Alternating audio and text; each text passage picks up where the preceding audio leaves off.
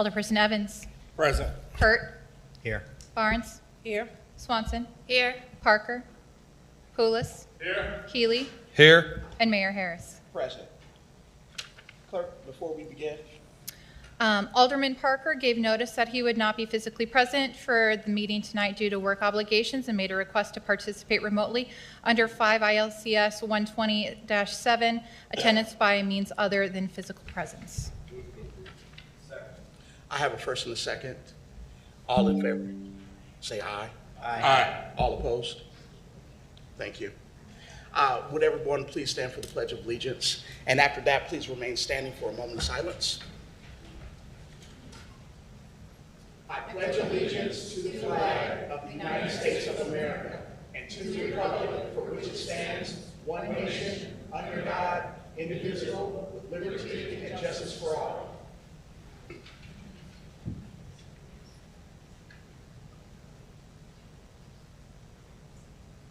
Silence, please. Thank you.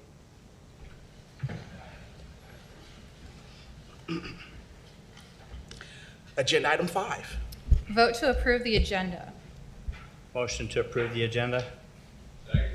There's been a first and a second. Is there any discussion?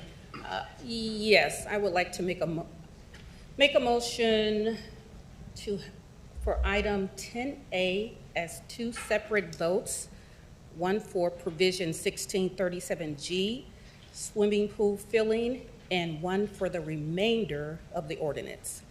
Second. There's been a first and a second. Okay. Can you repeat that, please?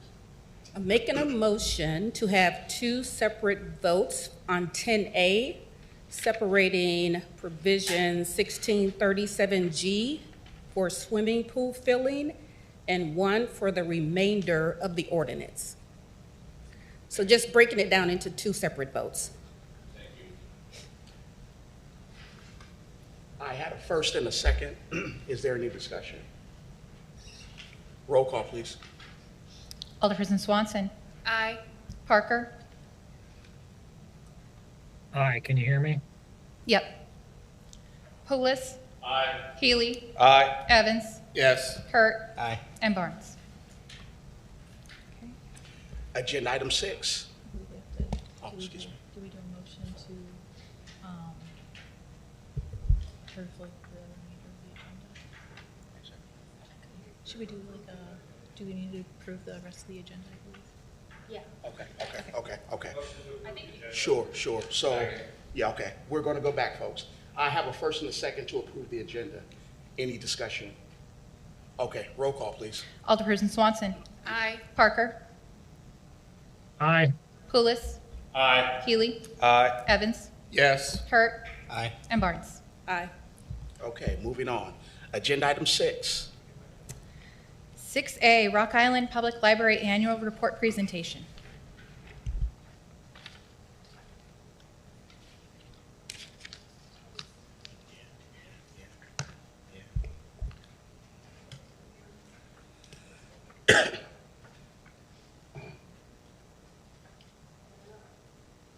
Is it going to be on the screen? It should be. All right, well, I'll get started. Yeah, 1 second, ma'am. All righty. Well, thanks for all of you folks for being here for the library tonight.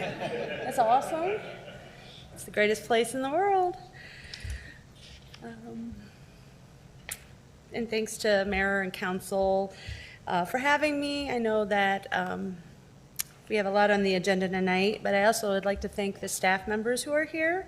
And we have our board member here, and our foundation director is here. So thank you so much. There it is. Well, for those who are new or need a refresher, every year under state law, the annual outcomes report must be presented to the council. It's not only a requirement by the law, but it's also an opportunity to talk about the library, and I would never pass that opportunity up. So we had an excellent year this past year. Am I supposed to say slide? I'm on page number 3, so if that helps. Yeah, there are required contents in the Illinois statutes of what I have to cover, and that is listed up there. Revenues, expenditures, talk about our collections, any property acquisitions, partnerships, fund requirements, liabilities, accumulations, and then the most important and the fun stuff, the good stuff, is the stats of note, which we'll get into. Next slide, we're going to talk about library revenue. So we have the local library tax, which the city collects on our behalf. And this year, as of February 1st, because our books aren't closed yet, this is the most recent information that I have, we have collected $2.5 million from that.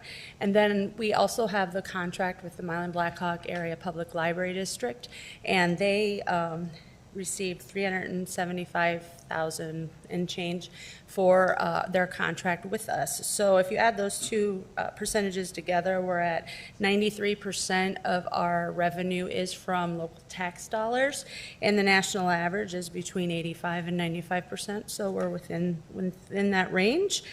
And then our state grants are called per capita aid grants, and those are earmarked for us. We apply for those for our collections, so that mostly pays for our electronic materials.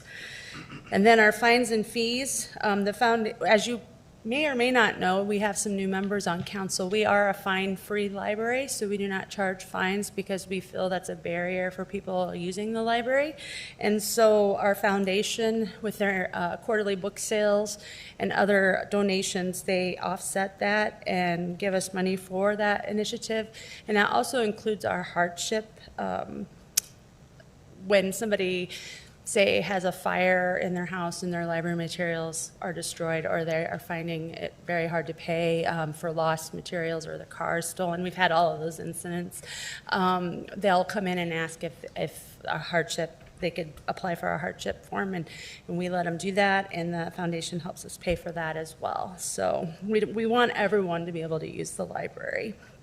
And then our lease and rentals, we have a lease with Midwest Writing Center. They are housed in our downtown library, and then about $2,000 of the $9,800 is also generated from our meeting rooms annually.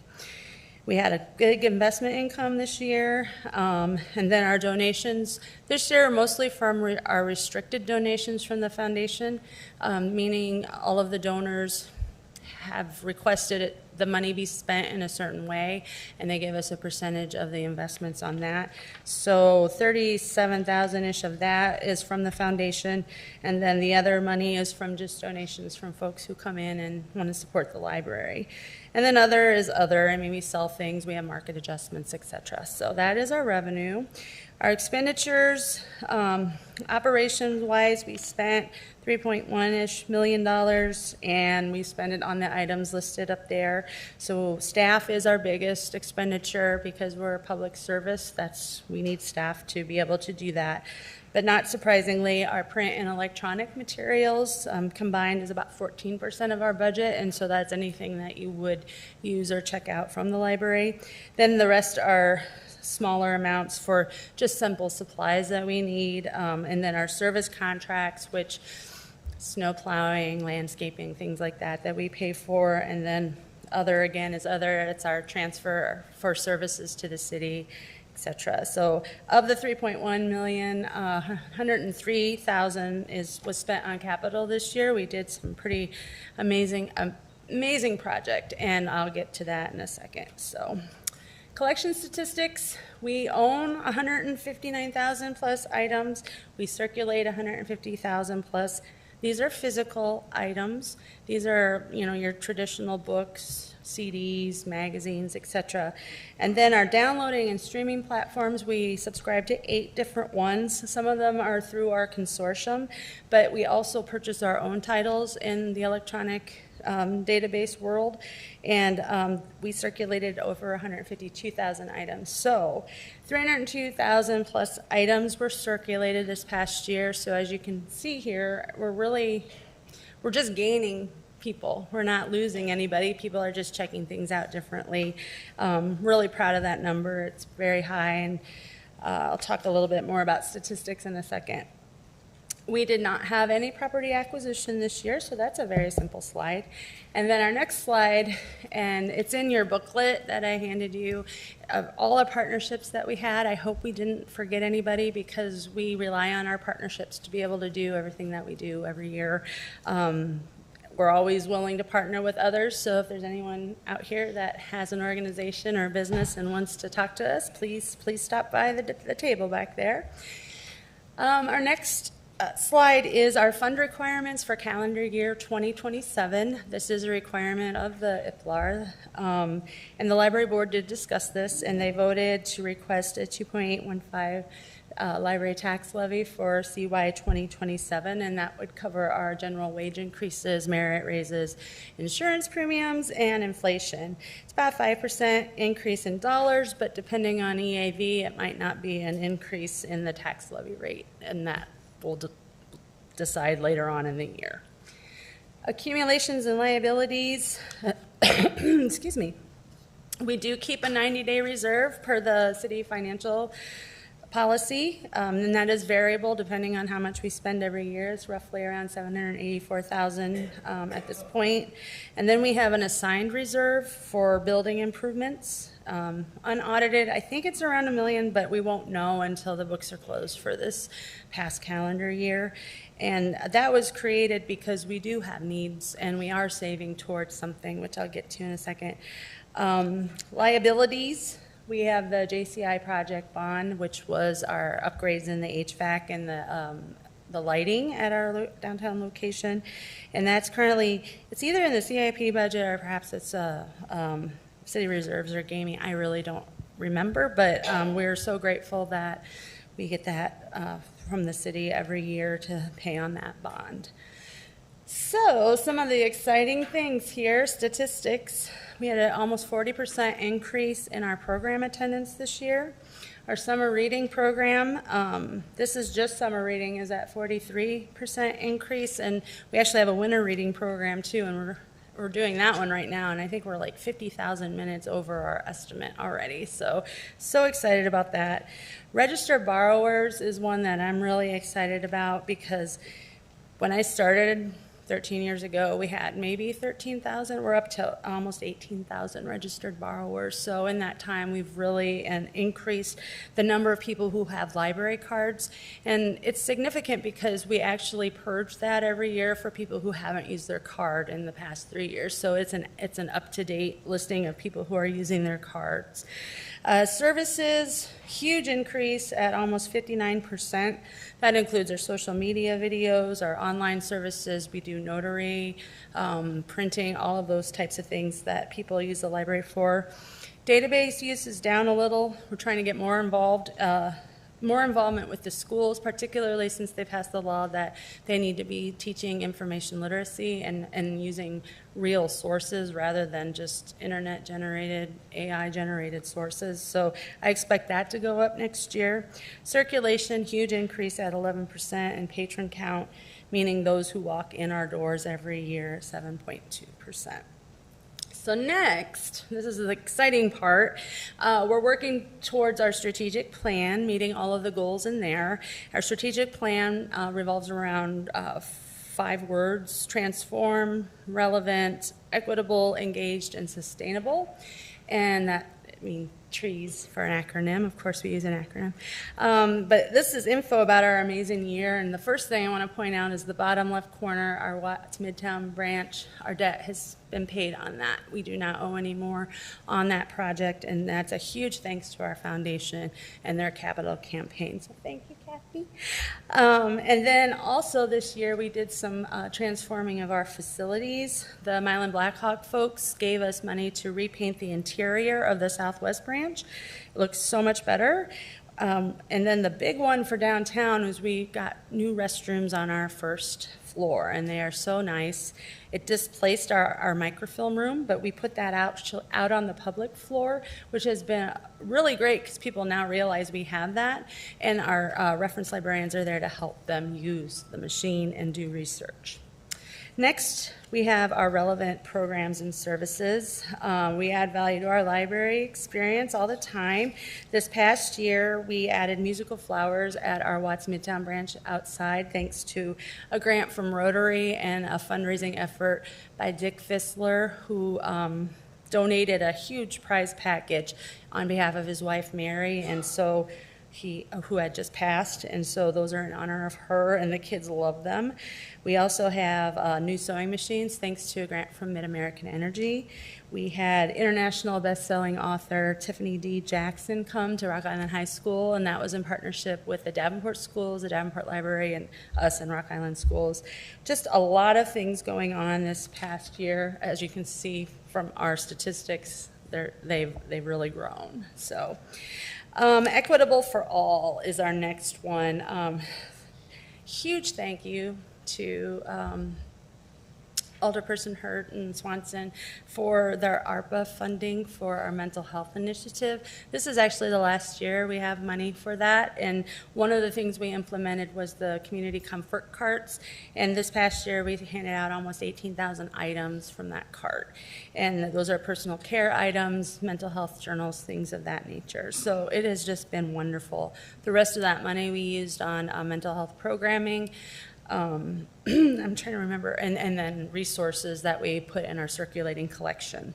We also have an amazing seed library. People know about it from all over, almost 4,000 packets last year. And the reason that's fun is because people then harvest the seeds that they planted, like through flowers and food, and they'll bring them back to us, and then we can circulate them again next year. And then this year we also went through dementia-friendly training and became a certified dementia-friendly organization. So our staff now know how to foster the quality of life for people and families living with dementia. Our Community Comforts Drive is the top left picture there.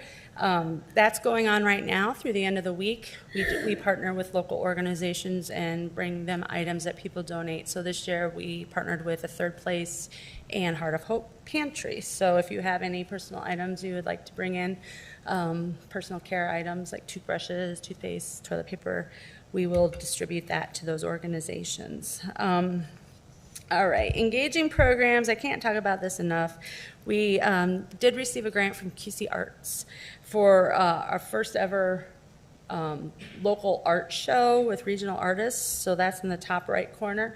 That was at our Watts Midtown branch. We had openings for those. People really enjoyed the art. We have amazing amounts of people come to our programs. Like I said, 82,913 attendees at our online and off-site and in-house programs. A lot of those are actually art programs because people really just want to, tune out from maybe their phones or the news or things like that, and they just want to create. So that is one that we are really diving into. Some great pictures there of those programs. And then reaching out into the community, you may see our bookmobile out and about. The foundation purchased that in 2020 for us, and we're very grateful because that gets us into a lot of different places. We have a lot of different stops all around the community, especially the places that maybe don't have easy way to get to the library, but we are out there. We go to school visits, we do Head Start, we do JA classes, Read Across America, Skip Along, we're there every week. And then we also have the Library of Things, which includes anything from snowshoes to golf clubs, thanks to the Parks Department. We have yard games, craft supplies, and medical equipment, and more. So if you haven't been to the library, I highly recommend you go check out that collection. And so finally, our major project of 2025 was the master plan of the downtown library, because we said after Watts Midtown was done, paid for, we were going to focus on the downtown library. And so this past year, we did in-person focus groups, we did surveys, and what came of all of that, and the public wanted, was to keep the historical aesthetic of the library, make it safe, and welcoming. So there's some really great pictures there of our first floor reading room, and I want to thank all of the other people who were able to come and walk around and learn more, and I always invite you to ask me more questions about it. Our next page is the mezzanine. It's an area of the library that right now really does need some upgrading for safety reasons. We need some more seating for comfort. And then we also need to have a staff presence up there. And so this design moves some of our staff offices up to the mezzanine level. And we'll keep an eye on the area much better than we can right now. So that is an area we're really excited about. The next page is our proposed design for the lower level entrance. Right now, it's kind of, where am I? And this is showing how we would move our staircases, our stairwells, which are right now very dark, very small, and not really probably up to code. But, our building's 125 years old, so that happens. And we also get every day questions about smaller meeting rooms. So the bottom right picture is the second floor, which shows a small meeting room, keeping the aesthetic of the building, but allowing a larger conference area or one that could be divided into smaller area. So this is really the first time we've shared this with the public. We're really excited. We did purchase that south lot in 2024 because we want to create an outdoor program space. And the reason why is also we want to level it so we have better ADA parking for the downtown library. This sits right across from our handicap accessible entrance, the south entrance. And then also the outdoor space would complement our downtown renovations and show an area where people can go, and if they just want to, read, or we have a program out there, it's fenced in, so if we want to do story times, the kids would be safe, they wouldn't be running out into the street. Very, very exciting stuff. So what's next? We had a great year. We're always trying to do better, of course. I'm a big Chicago Bears fan, so good, better, best. We want to be the best. So what's next? We need to figure out how to fund the downtown library master plan. We have some ideas. We have our foundation. We know of some grants, so we'll be working really hard on that. Starting soon, we're renovating the downtown library's children's restroom for ADA accessibility. I think it's probably within the next month or so. Really excited in April 2026. During National Library Week, we'll start it. We're going to do a Library Citizens Academy. We get a lot of people who ask, well, how do you spend your money? How do you choose the items that are in the library? How do you do strategic planning? We're going to do a weekly program for those who are interested to come in and just kind of learn the nuts and bolts of what we do at the library. Our summer reading program, we're already planning. It's called Plant a Seed Read. And as in past years, we'll have a big kickoff at the Botanical Center, and it really fits in this year, so we're excited about that. And then we have a lot of programs coming up recognizing our 250th birthday of our United States. And one of them will be the Frieze Lectures coming up. Those are an annual lecture series with Augustana College in October and November. That'll hit that pretty hard, but we have others too. And then we're going to try to keep up with our demand on those analog craft programs where people are just really enjoying not just doing the craft, but sitting with others and having community and talking. So we always want to be the best library we can be, and hopefully we've met that goal this year, and I would be glad to answer any questions. And as always, thanks to our amazing staff and board. We wouldn't be able to do any of this if it weren't for their creativity and their enthusiasm and their love of Rock Island. So thank you. Angela, I guess I'll start off with a couple questions for you. Sure. Thanks again for the great tour through there and be able to recognize some of the issues that you're facing down there. So I guess probably one of the questions that anybody may be listening to tonight's meeting, first question would be, what is the projected cost? And then what would be the city's projected contribution? I'll get right to it there. I hate to throw the numbers out because we don't know hard numbers because we'll have to go through engineering studies, but right now it's estimated at $9.7 million if we were to do everything. There are things that we absolutely have to do regardless of the master plan, such as the windows. We really need to take care of remediating some things that aren't healthy for our staff to be in. And, you know, I do believe that the money's out there. I don't know the city's portion. I mean, what can you afford? We would love a 5-year commitment of at least $500,000 a year to get us started. We know that the city can't afford the whole thing, and recognizing that, we're definitely looking at other funding models. Yep, certainly didn't mean to put you on the spot. I just know it's going to be something that's going to be asked, so at least if we Absolutely. at least response to it was great. Thank you. Yes, thank you. That it? I will, I will say that I wish we could have blown those pictures up of the library master plan so the public can see exactly the new design and how much of a good look that will be for downtown Rock Island. And I had a meeting with the library a few weeks ago, and I took a look at the master plan, and that is something that not only downtown, but the city of Rock Island will have an opportunity to grow into. It's a magnificent design. So I would encourage you all, if you get a moment to look online, look at this presentation, and take a look at those designs, inside and out. Rock Island does deserve something like this. Thank you. Any more questions? Okay, thank you so much. Thank you, ma'am.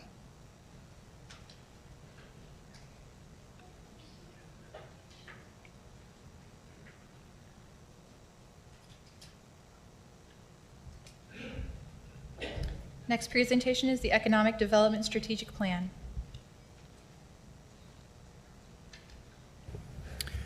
Good evening, Mayor and Council. Tom Flaherty. I'm here to talk about the Economic Development Strategic Plan. I'm going to be followed by my colleague Miles, who's going to be talking about the Port District Plan. So maybe hold the questions until both of us have finished. We might actually answer the question along the way. I'm here tonight to introduce Lindsay Blues with TPMA Consulting. They're the consultant we chose to, to undertake our strategic plan. We issued the RFP in the summer of 2024. We received 8 responses. We specifically chose TPMA because they stood out with experience untangling things like we've got right here. Complex relationships that are longstanding. They reviewed service plans, organizational bylaws, mission statements, budgets, and work plans. They interviewed the mayor, city council, the Curliff Committee, Visit Quad Cities, RITA, DARI, the Hilltop CDC, MLK Center, West End Revitalization, Chamber Grove Quad Cities, Iowa Interstate Rail, Mid-American, Augustana, Rock Island, Milan Schools, and numerous employers. We have an exhaustive report that's already had significant impact. 2 lines come out of I'd like to call out. The current economic development ecosystem in Rock Island does not function in a cohesive manner. The partners agreed the roles should be clearly defined and the team should unite around a common vision. So tonight I want to say thank you to Lindsay and her team. We have a workable strategic plan that's already having desired impact and will tie nicely with the Port Master Plan, which my colleague Miles will cover shortly. Lindsay? Thank you. Thank you, Council, for allowing me to come and present today. I'll try and make it pretty brief as we go along here. Let me see if I can share my screen so that you can see the presentation.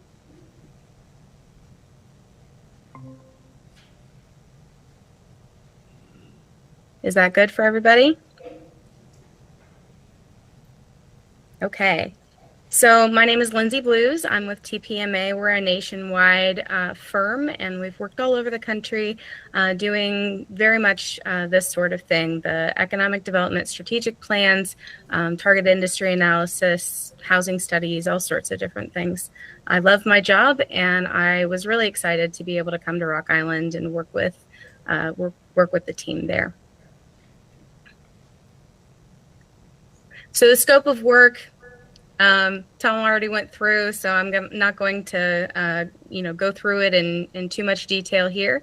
But I think I want to pull out again that stakeholder engagement process and really that evaluation of the working relationships and the partner organizations within Rock Island, and then developing a really workable strategic framework.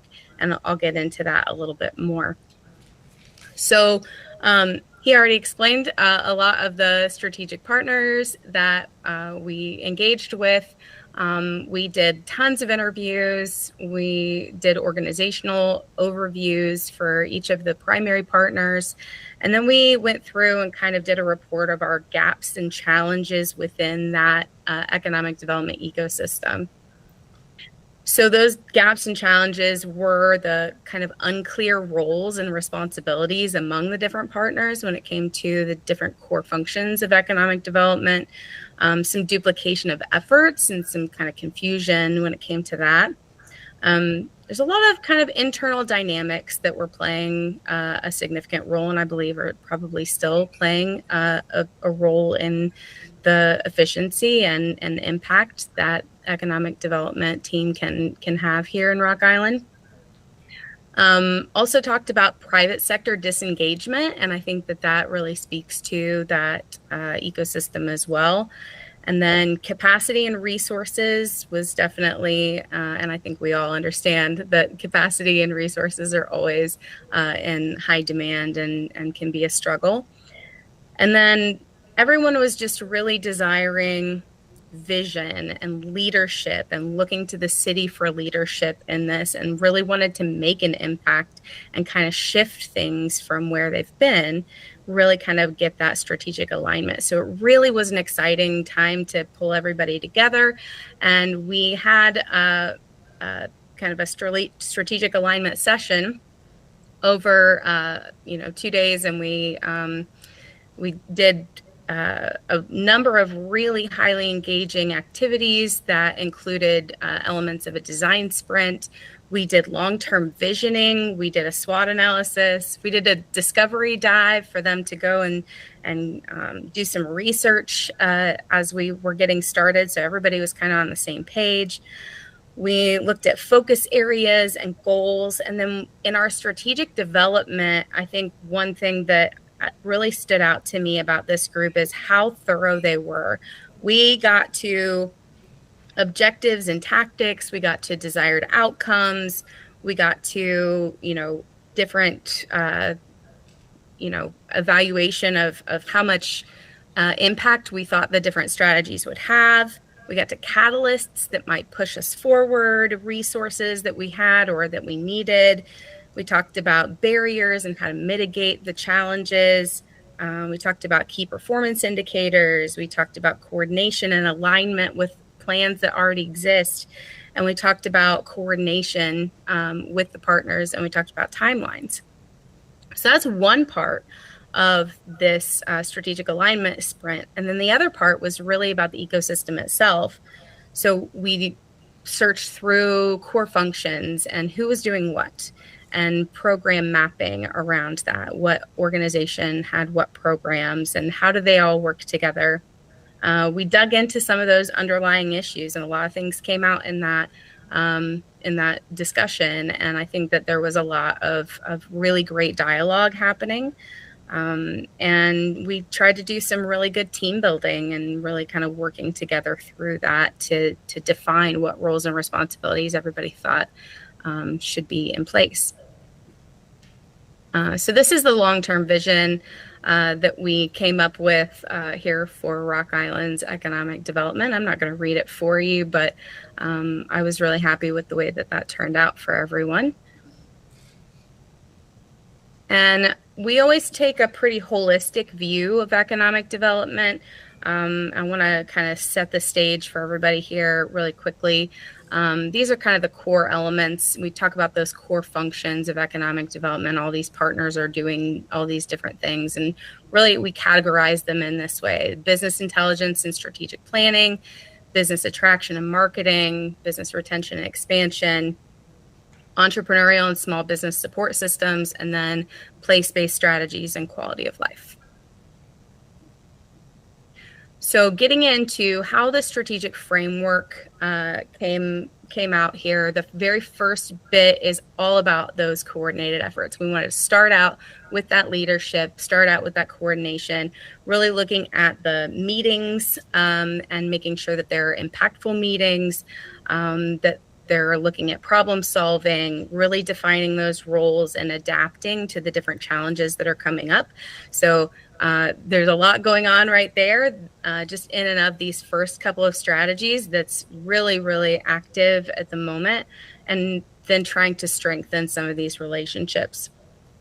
As they go through, engaging the private sector is really important through this, doing some research and really kind of procuring some resources to get to get going and have some professional development as well. The next piece is what we call thriving local economy. And this one is really about entrepreneurship. It's about the development sites and the needs there. It was definitely brought to light that Rock Island needed to identify development sites and create an inventory. They're really lacking in that, especially in comparison to peer communities. Evaluating those sites and site readiness was really important, as well as regulatory compliance. And that all came out in these strategies that our partners all came up with together as a team.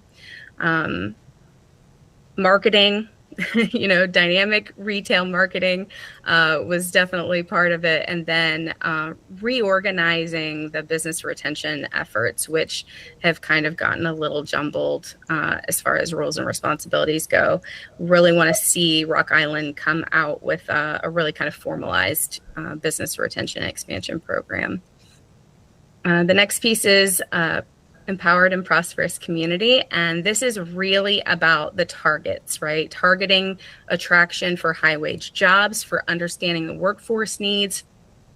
This is the part where we're going to align with workforce and education. We're going to align with housing plan, with transportation, transit-oriented development, and then also working along with the nonprofits in the area that are doing really great work. And we might not always see the ways in which some of these nonprofit organizations connect into economic development. But again, taking a holistic view, we want to make sure that everybody is at the table when it really matters. And then this is always a fun one, vibrant and eclectic place. And here we are looking at investing in enhanced place-based efforts, looking at arts and culture, looking at events, looking at downtown development, lots of great stuff within that piece as well. And then just a quick note on implementation here. You'll see on the screen a whole bunch of logos, and this represents primary partners of the city of Rock Island when it comes to economic development. Tom mentioned some of those as well. And a couple of pieces about implementation of this plan. It's really designed to be flexible, so to adapt as time goes on. We put roles and responsibilities for each one of the strategies and did some overlapping there on purpose. We had primary and secondary partners for each initiative to make sure that we always had somebody to push forward on those different strategies. It also sets you up really well for transparency and accountability as you move forward. It's just really important that you empower the staff at the city to make the right decisions in their professional careers and their experience, and kind of trusting that as you move forward. And then obviously allocation of resources is really critical in this. We also included within the plan best practices for economic development in general. We talked about comparable communities that Rock Island can look to. we talk about different structures of economic development organizations and economic development ecosystems so that you all can kind of decide what's best for you. Obviously, at TPMA, we are happy to assist as much as we can on helping to guide and support Rock Island as you move forward. And I will stop sharing. Thank you, Lindsay. I appreciate that. I want to echo my colleagues' comments, thanking you and your team for all the work that has gone into that plan. At this point, I would like to introduce our next guest speaker this evening, who will be providing an update on the Port District Master Plan. Scott Drum is a principal consultant with CPCS, a firm that specializes in large-scale transportation and infrastructure projects. CPCS responded to a request for proposals that the city issued back in the spring of 2025. Since that time, Scott's team has collected data, interviewed stakeholders, and drafted working papers, which will form the basis of the plan. Staff have found the planning process extremely useful, especially because it has helped focus our minds on how the Port District and its assets drive economic development in Rock Island. That the Port District Master Plan is coming on the heels of the Economic Development Strategic Plan makes that connection all the clearer. Where the one focuses on how we can be better organized, as Lindsay described, the other focuses on the specific on-the-ground actions that we should prioritize. So, Scott, feel free to take it from here. Okay, thank you very much. Let's see.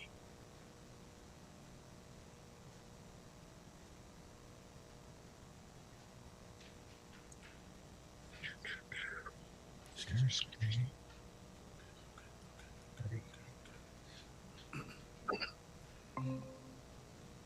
There we go.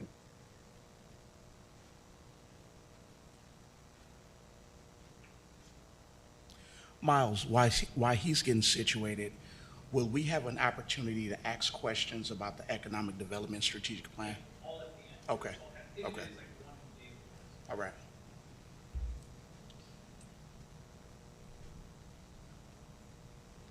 Okay. For some reason, it is not expanding on my screen. I apologize for that. Good evening, Mayor and members of City Council. Thank you for having me here this evening.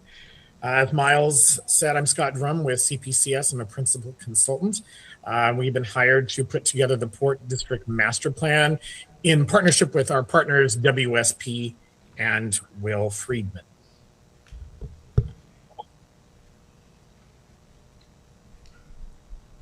Yeah.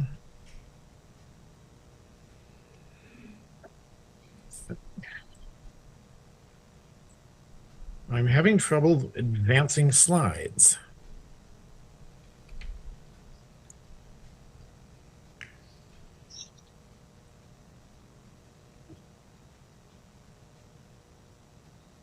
Let me start over.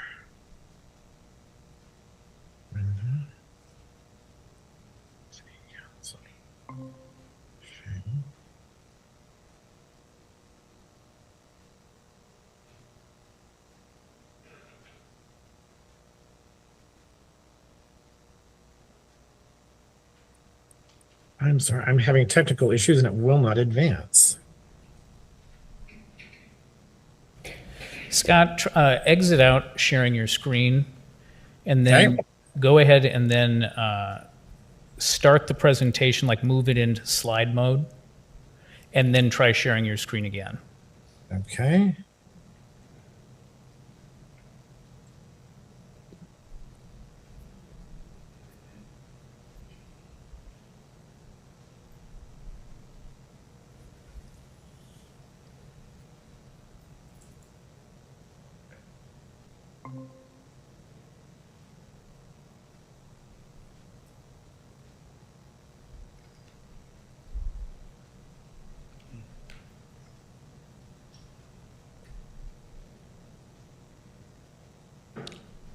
for the time being, you may have to read it. Yeah, I can. Miles, what is your preference? I apologize. I do not know why this is not working. What we'll try to do here is project it ourselves, Scott, but for the sake of time, if you want to just kind of get into your comments and we'll catch up with you. Sure, I'll stop sharing my screen to make that easier.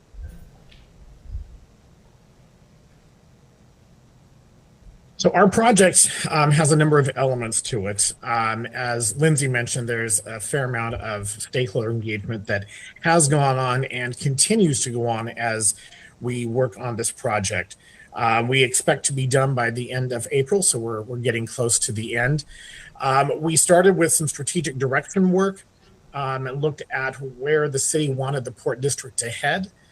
Then we did a analysis of the freight system in the city of Rock Island and really dug into understanding what the assets were, how they operated, what was moving on the systems, what modes were available. And in addition, also building on something Lindsay talked about was what was the vacant land, industrial land inventory? What did it look like? Where was it? And so we would have a baseline understanding of where some of the key assets for the Port District might be. From there, we moved into a strength, weaknesses, opportunities, and threats analysis to better understand sort of the headwinds and tailwinds for the Port District.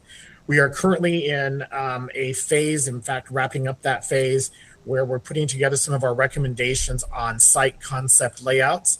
These are not detailed site development designs, but rather bigger picture. If you had rail and you had truck and you had vacant industrial land, how might that all fit together? And then finally, we'll put together a final report, which will synthesize all of our findings and develop also a port toolkit where we'll be able to turn over to the city all of the slide decks, the maps, the graphs, the charts, and the data behind them so that you all can make use of those after the project is over. So to sort of level set understanding, talk a little bit about, what is a port?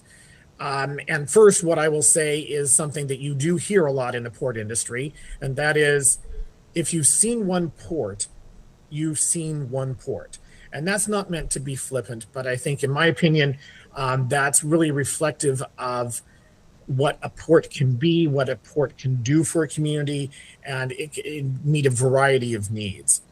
But typically, when you think of a port, you think of a system of terminals and infrastructure and things that help move goods and trade across multiple modes of transportation. Most ports, but not all, focus on waterborne commerce as well as connecting to rail and truck movements.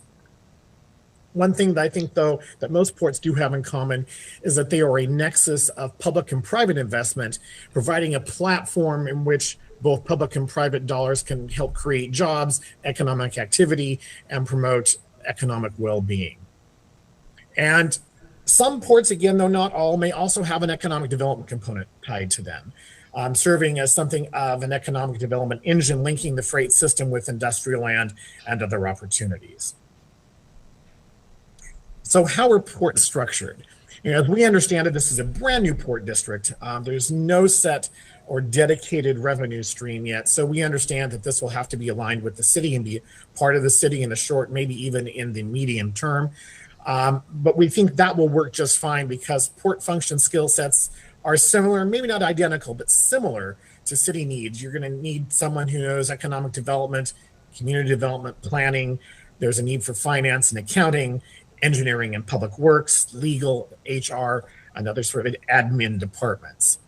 And then I think also as the city would experience, there will be additional needs for services such as environmental services, grant application, grant management activities, any kind of real estate transactions the Port District enters into, and then very project-specific engineering, planning, or other consulting services. And so where we're headed right now, though we are not done with the org structure work, is recommending a shared service model with the city, supported by contracting as needed to be most effective in the short or medium term. Having said that, though, We are also looking at comparable ports on the Mississippi and Ohio River systems to understand how they're staffed up. And many of them have anywhere from 1 to 5 employees. As you see in the sample org chart, there's either an executive director or a GM. If there's more than that position, there's usually someone involved in day-to-day administration and running of the port district, a commercial director or chief commercial officer focusing on economic development, driving cargo across the facilities, and then someone heading up engineering and planning. Again, it really depends on how big the port is, what assets the port owns, what the port wants to do. This is just an example of what existing ports are doing. From there, looking at how ports are funded, ports need a revenue stream to meet the needs of the organization. Most times it's largely through business transaction revenue, where they get revenue from leasing out terminals, facilities, or other port assets. That sometimes comes along with some sort of throughput volume indicator, which is then monetized, sometimes with a minimum annual guarantee to the port district. Taxes are often a big source of money as well, usually a property tax, sometimes also tax increment financing, which I know you'll hear about shortly. Other funding sources include bonds and grants, and by having a port district, that enables Rock Island to avail itself of grant programs that are specifically targeted only towards ports that without a port, Rock Island would not otherwise be eligible to apply for. And then there were other revenue sources. As I said, you've seen one port. Ports have the flexibility to meet a variety of community needs and help them take advantage of opportunities. And so some of these revenue sources can be from industrial or even commercial property sales and leases. Some ports own and operate toll bridges, tunnels. Some focus on cruise ship docks and terminals. So there's a variety of other revenue sources that ports often use to fund their activities. Having said that, we then looked at Rock Island's economy to try to understand why a port in Rock Island would make sense and what kind of activities would have the greatest likelihood of success. And so looking at American Community Survey data from the Census Bureau for Rock Island, we found that over 40% of jobs in the city are in industries that are freight dependent. That includes construction, manufacturing, wholesale and retail trade, transportation and warehousing, as well as a few others. It's not 50%, but it's a sizable part. So that says there's a lot of freight moving to and from the city and that it's important to the economy. We also looked at an indicator of economic competitiveness. We used location quotients, which compares the share of employment within a given industry in Rock Island County with a national average. Anything with a 1 means it's on par with the national average. Below 1, less of a concentration. Anything above 1, a much higher concentration of employment in that industry. And you see there, 3 of the freight dependent industries are above 1. Retail is almost at 1. But that also indicates some opportunities for the port. Wholesale trade, transportation, manufacturing have a high potential for using barge, for using rail, for using truck, all of which the port has access to here, and also are candidates for using industrial sites in Rock Island. So we know that freight-dependent industries are important. We know that some of them have a greater concentration than you'll find around the country in general. So then we looked at what was moving to and from Rock Island County. This is Transearch Data, a private data vendor, and thank you to the Illinois Department of Transportation for sharing this data with us to use for this project. But you can see in the left table, which ranks commodities by tonnage, non-metallic ores and minerals, which would be aggregates and other sort of mineral bulks, make up the lion's share of freight moving to and from Rock Island County, but also farm products, chemicals, waste and scrap. But if you look at value, it's a little bit different, but the overall list doesn't change very much, which also indicates that there's a lot of commodities that are big and heavy, but also have some value to them, and they're very important to the regional economy. And that's also good for port because these commodities, by and large, are really well suited to using waterborne, rail, and or truck transportation. Again, sort of the focus of what the Port District could be. From there, we took a look at strengths, weaknesses, opportunities, and threats. Here we have categorized them as headwinds and tailwinds. The headwinds, so some of the challenges the Port District will need to overcome is that we heard from, and we did this, by the way, both with city staff, as well as holding a SWOT workshop and open house for the business community. So we got their input as to what these headwinds and tailwinds would be. And what we heard was some of the infrastructure is aging and obsolete. There are industrial sites, but many are not ready to develop. I will say for those two things, ports can be a tool to help achieve improvement in those things. And then again, it's a brand new Port District, no dedicated funding, which was a challenge, but you know, that also can be overcome. But there were lots of positives, lots of positives. If you do have the slide on the screen, and again, I apologize for the difficulties, the top map there shows drive times broken out by the hour of service regulations for truck drivers. So truck drivers have 11-hour limits per day that they can drive. So we've mapped this out in 5.5-hour increments. So if you want a daily round trip from Rock Island, you can get to St. Louis and Chicago. If you want a day trip with an overnight or team driver, Minneapolis, Memphis, Detroit. So you have access to a very large chunk of the US and a very large market. Looking at the next graphic there on that slide on the bottom right corner, the freight system in Rock Island is really strong. The squiggly blue-gray line down the middle there is the Mississippi River system, barge access. You can see the different colored hatched lines. Those are all the railroads in the region, including the Iowa Interstate, which runs right through Rock Island and serves a number of industrial parcels here in the city. And then finally, the white lines with the blue and red shields are the interstate freeways that move through the region. So, you know, there's this connection of road, river, and rail in Rock Island that's, you know, critical, and I think something the port can benefit or build upon. And then finally, what we heard, two things.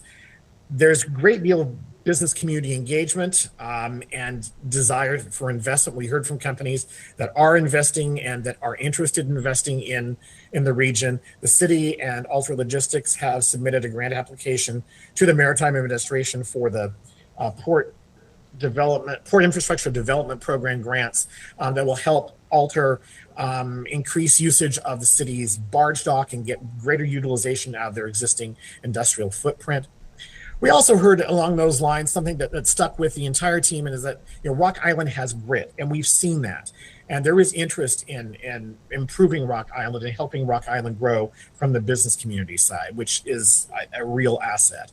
And then finally, there is the potential to create or redevelop industrial sites. Recognize that it wasn't going to be easy. It will take time, it will take resources, but something that was a positive for Rock Island. And then with all of that, what we ended up with was a focus on what we call the 4 R's: river, rail, road, and real estate, which is focusing logistics infrastructure in service of economic development. So it's not necessarily economic development just about logistics and movement of goods. It's more about supply chains. It's about manufacturing, about distribution. With the river, there's the direct access that you have with the 2 barge docks in the city. Rail, you've already got with one of those barge docks some intermodal activity that goes on, so transferring product from the barge to rail and vice versa. Excellent road connectivity, also roads that aren't congested. And then real estate that's well located with vacant land and redevelopable land along rail service or rail tracks that are being used today. And you can develop spurs and other offshoots from that. However, there will be the need for site readiness work, as Lindsay mentioned, on some of these parcels. And again, not going to necessarily be easy. It will take time, it will take resources, but it can be done. And then getting towards the end of my presentation here, site concepts. This is where we are today with the project. We're laying out what different sites could be. We developed a methodology, identified currently industrially zoned and future industrial land. From that inventory, we removed sites that were wet or had natural resources and advanced those sites, particularly that were along rail and road corridors, taking advantage of the infrastructure that's already here. And that's another point I'd like to make too, if I haven't made it clear already. One of the things that's really in Rock Island's favor for the Port District is you have existing rail, you have existing barge docks, you have existing roadways, so you're not having to start from scratch. You're just using that as the base and amplifying on it to meet future needs. So the area we have here is Sunset South. Sunset South. We've identified 3 zones of potential development, working with the railroad to understand some of their requirements for serving sites, whether it's geometry, whether it's distance, trying to factor that in so we could see how, with rail tracks, how different buildings would lay out. That is what you're seeing here. But again, the key thing is we need to make sites ready first. This part's the easy part. We can show where rail might fit and where warehouses, manufacturing facilities, dry bulk storage would fit, but we need to go through and clear the sites, get rid of brush and shrubbery, demolish any existing structures. Then we need to put in rail switches on the tracks that serve the parcels and the buildings. Then put in, which we haven't shown here, roadways, driveways, parking lots, infrastructure such as stormwater, electrical, utilities. So there's quite a bit of work still to be done, but to have this kind of access is not particularly common. So my final slide here, remaining project schedule. We'll be finalizing our site concept layouts within the next week or two. By the end of March, we'll have our recommendation on all of those concept layouts, including phased capital improvement plan, focusing on the near term with order of magnitude cost estimates and potential funding sources. By early April, we'll finalize our recommendations on the organizational structure, also develop a framework of partnerships for the Port District to develop and build on over the years, and some marketing tools as well. By mid-April, a draft report, and by the end of April, our final report with that toolkit of digital files with maps, charts, graphs, data, as well as slide decks for the Port District and the city to use. So thank you very much. Appreciate your time this evening. Thank you very much, Scott. I will continue on here. I'd like to now take a few minutes to provide a related update on the proposed North Rock Island Port District TIF before I hand it back to Tom. If we move to the next slide. As you can see, the proposed TIF has a pretty large redevelopment area covering a portion of the city north of the Rock River, served by the Iowa Interstate Railroad, shown as that red hatched line through the yellow. Adjacent residential areas on the northern side are also included. Next slide. Just as a reminder, tax increment financing is not a tax on property owners. It doesn't give the city any expanded powers either. It is instead a mechanism where the increase in appraised value within a given area over time is captured and then reinvested into that same area. Over the 23-year life of a TIF, the reinvestment should result in property values higher than they would have been without the TIF. Typical investments include improved roads, new utilities, and incentives to developers, especially with regard to site readiness work. The specific goals of the proposed Port District TIF are quite straightforward. Much of the public infrastructure, as you've heard, needs to be substantially improved or replaced. Utilities like water and sewer are deteriorated, requiring extensive upgrades. Developers need help cleaning up sites through site clearance, environmental remediation, or extensive renovation of existing facilities. Residential areas are also in close proximity to industrial areas, so there is strong interest in using the TIF funds for neighborhood improvements as well as housing rehab. The investments made, therefore, in the industrial areas can benefit the adjacent residential areas by virtue of the TIF. All in all, this will prove to be an essential tool in advancing the Port District Master Plan, as well as many of the city's other broad development objectives. Next slide. At this point, I would like to hand it back to Tom, who can share a little bit more about how the TIF can be leveraged with other tools to improve site readiness and how sites are being identified in the context of the Port District Plan. Thank you, Miles. What we have here is a picture of an industrial site we're calling Sunset South. This is at the intersection of 31st Street and Highway 92. It's also connected by the rail to our Port District, which is just 1.3 miles away. Jim Bowman with the Iowa Interstate Rail actually brought this one to our attention. And what we thought at first, we had about a 100-acre site. This would qualify for a State of Illinois Site Readiness Grant for $150,000. We can study everything that we need to study out there. We met with the two property owners, Alter Logistics and Langman Construction. Both entities are very willing partners and are excited to be a part of a project like this. But in our discussions with Langman, we discovered that the land is actually much more intensely used than we realized. And we're going to have to subdivide more than half of it out. So you can see the red line. That will be the area that we're going to submit to the state for our site readiness grant. Everything to the north of that is already heavily used. We didn't realize how intensely used that was.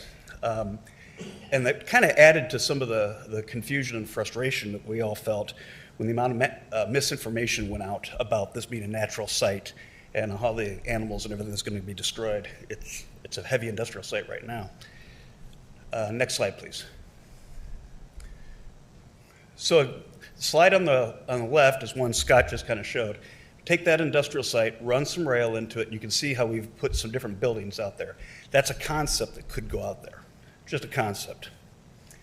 The slide on the right is the overview of the map of Rock Island, and you can kind of see how rail is going to really drive a lot of our investments. We've got Alter doing a $14 million project down on the river. Come up the rail a little bit to 31st Street. We've got an industrial site with potential development. Follow the rail a little bit further. You're at the Rock Island auction site. You recently approved a development agreement for that site.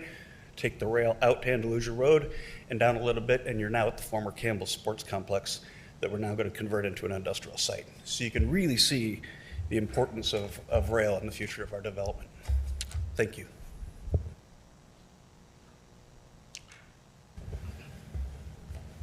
Thank you.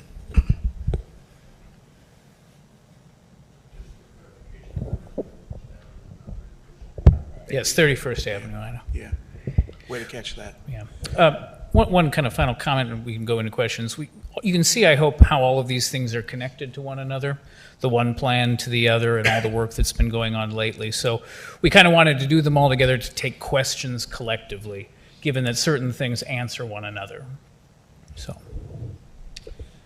Yes, I do have a question. I'll start off with this. What is it more so of, A, B, or C? A, that the port needs funding. B, the port is the source of funding. Or C, initially we're going to have to fund the port, and after a little while, we'll get a lot more from that investment. What is it more so of? I think we're just a little premature on that. That's what we're still trying to figure out, what our next steps are going to be. So my question to the port professionals, have you seen it in the past to where a port put a city in a worse position or a negative position? I'm just trying to see our potential investment here. Can you hear me?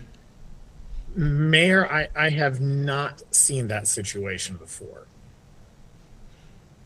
And the port creates the opportunity to attract money. That was some of the motivation of it originally. I think a good example is we were able to get a grant to do the port project of $400,000+. Mm-hmm.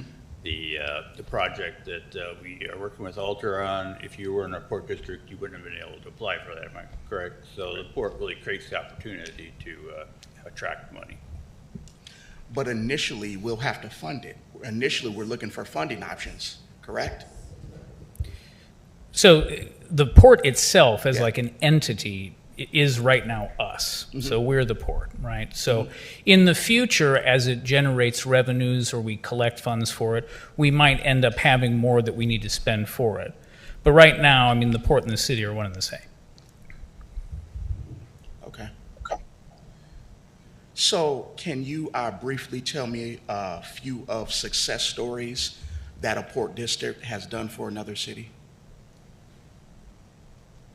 And the answer that I'm looking for is pretty much like a percentage. Like when they were deemed a port district, the city, the quality of life, the investment, the funding, it all increased by 10%, 15% as far as a citywide. I'm looking for that number. Scott, maybe a good thing to do here would be to talk about your own experience leading a port district in the past. Sure, I can talk about that. Mayor, a lot of port districts have been established for quite some time, so some of them, it's been a while, and we may or may not be familiar with the history. But I will say, ports have a positive economic impact on communities. But again, it has to be managed correctly. I mean, all those things the same with the city. But it is a large economic engine. It creates jobs. To the point of being able to redevelop industrial sites, if the funding can come, and again, that can come through grants, it can come through other sources, to do that, to clean up that remediation, the site prep, then you're able to bring in an employer, whether it's a manufacturer, distribution firm, that would otherwise not be able to be in Rock Island. And in fact, I spent 28 years at the Port of Portland in Portland, Oregon, and just by happenstance, the Port of Portland was able to have a large real estate portfolio, and that helped underwrite some of the maritime division operations. Whereas a public good, the price that was charged wasn't necessarily covering all of the costs, but we were able to, fund that because we had this other resource, this other asset that we could lease or we could sell, and that enabled us to continue to offer some of the marine terminal services. So there, again, you have to plan, and you have to manage it correctly. But generally, ports do drive economic well-being and economic development. Sir, from your experience, typically, throw a number out there, hate to put you on the spot, but what amount are we looking at to initially fund our port district? Based off of the knowledge that you know from our real estate, from our area, from our economy, for our situation here in Rock Island, what number will we initially need to fund our port? I'm not able to answer that question, unfortunately, but it's still early on. I think there's work to be done to figure out what will be needed to do all of the site readiness work. And as part of our project, we're also going to highlight some of the funding sources. So it may be that the port will need money, but it will not necessarily have to come from the city. There are other pots of funding out there that they can avail themselves. So, unfortunately, I'm not able to give you a number. And again, the port is brand new. And so you can also manage costs by, making decisions about, we're not going to be overly ambitious in the first few years. We're going to have one or two major projects and really focus on those because that's what we have the resources for.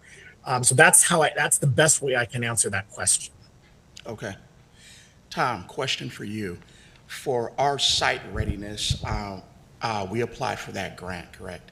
So is it just for that one deemed site, or have we applied for grants for a few of our site readiness potentials? This will be the first site readiness grant that we've applied for, and it is restricted to that one site.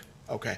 Now, would the figures on the site readiness, would that come from us, or would that come from their master plan as well? Site readiness for this specific site? The cost of it. For this specific Yes, site, that'll yes. come from us. Okay, all right. As an example, Mayor, just even doing some research, the port districts federally, I believe, gave out about $450 million in grants last year. And I think in some of the research I read from 2021 coming forward, just the state has been about 108 million. Okay. With, I mean, the majority of the projects are in the $4 to $17 million range. Sure. That got it. I believe Cairo, Illinois got like $40 million Wow. to do it. So, you know, you're not talking when you get a grant, it is a large amount of a grant. So Okay. the city's not expending that. So I would hope we would go big game hunting, per No se, doubt, no in doubt. this The, aspect. the Because- alter, So, Sorry for cutting you off. no, you're, especially with the Alter project that, you know, you're talking, they're spending $14 million. So if we can kind of piggyback with that, you know, to try to help fund them, you know, you're talking about, even if we get one win out of it, that's a large project. and So, the council has approved the application for that. It's an $11 million request. yeah. In order to go after the big monies, you have to have a plan, you have to have identified needs and things like that. And that's part of what the master plan will do. Yes. Yes. In the state of Illinois, how many port districts do we have? Scott, do you know that off the top of your head? I don't know off the top of my head, but I will say that number is growing. Yeah. There has been an emphasis in Illinois to create port districts on both the Illinois I and would Mississippi guess like rivers. 12.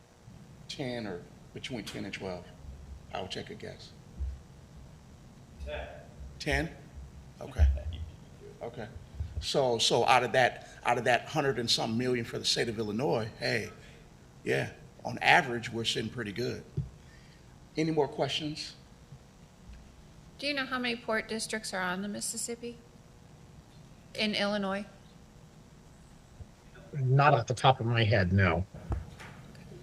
But it would be, if we're using 10 as a base in Illinois, I would say 6 or 7 would be on the Mississippi and 3 or 4 on the Illinois. Just a guess. Says 3. Okay. 3. I guess one last question, Miles. According to their timeline, when can we expect to have some updates for the public? Well, again, according to their timeline, probably by April, Okay. we will have a more significant update with a more finished product to present. Again, the goal tonight was to try to make sure that everyone got an update on where this thing has been since it's been about a year that we've been working on it now. And also to make sure that we draw that clear connection between the strategic economic development plan and this plan. Kind of think of them like nesting dolls, right? They all line up and fit together. So, question on the economic development strategic plan. As it notes, the real challenge lies in implementation, and 5 years seems to be really aggressive for completion. So where are we? Have we started the implementation? Is there a particular date where you've got like, here's a start date, here's 5 years out, and how do you plan to make sure to keep on, make sure things are? Sure. So the plan, it's a 5-year plan. It's not a 5-year plan to get a strategic, or to get an economic development plan going. We're going right now. So it won't take a full 5 years. Yeah, what we'll do now, we have the plan finished, is work to refine the work plan, so to speak, what we're going to do, when we're going to do it, who's going to do it. Because there's a lot there, and as we know, we're limited on our resources, so we'll have to continue to refine that. So there are short-term, medium-term, and long-term initiatives within the strategic plan. And so the implementation structure that's there will give you a guideline.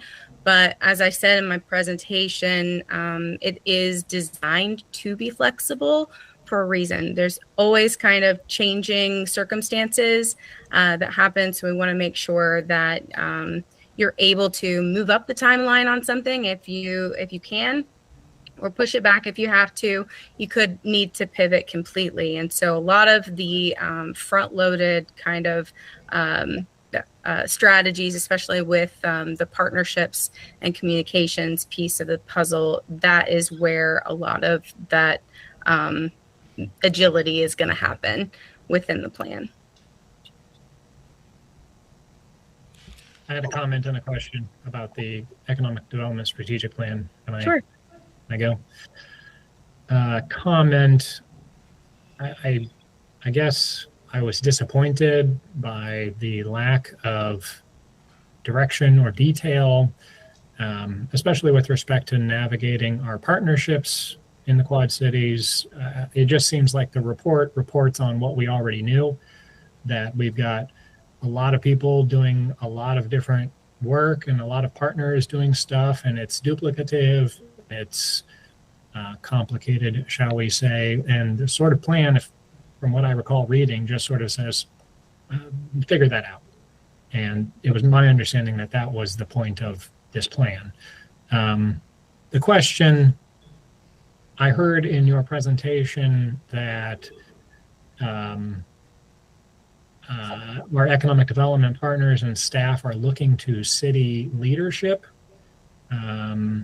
What does that look like? Are they looking to city leadership as to we should prioritize the film industry over freight train? Are they looking for city council approving different incentive programs?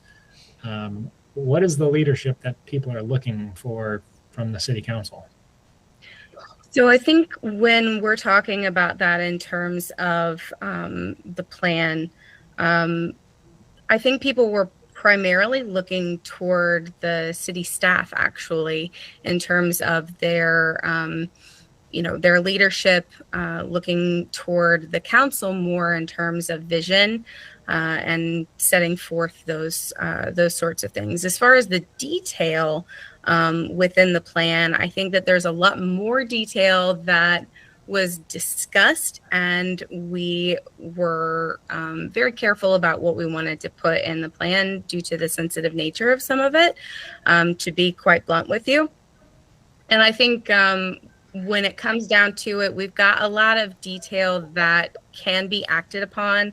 I know that I have given city staff several recommendations, both within the plan and within our conversations. I appreciate that feedback. I guess while I defer to the professionals in our economic development team, I think that there's growing frustration at everybody not talking about the dysfunction that everybody recognizes, because we don't want to upset regional partners or whatnot. And again, I understand the place for professionalism and doing it in a certain way. But to just say, well, this is sensitive, so we're just not going to include it in the report, just seems like that was the whole point of why we procured this report. I appreciate that feedback. I will say that a lot of the specific structure changes are already underway. So when we're looking at it, in the kind of bigger picture, I know Miles and Tom and Todd have already been working toward some of these initiatives that are outlined within the plan, and working off of a lot of the detailed information that we worked on as far as roles and responsibilities. And all of that goes toward building those relationships. I know that the relationship between the city staff and Grow Quad Cities and the Chamber has improved since the plan was completed, and I think that there's a lot more to be said there. I'll defer to Tom and Miles on that one, though. Yeah, I would agree with Lindsay. The relationship between the city staff and the chamber has significantly improved. We've always had a great working relationship with Rita. Part of my job here is to get those relationships back in line. So I take that very seriously.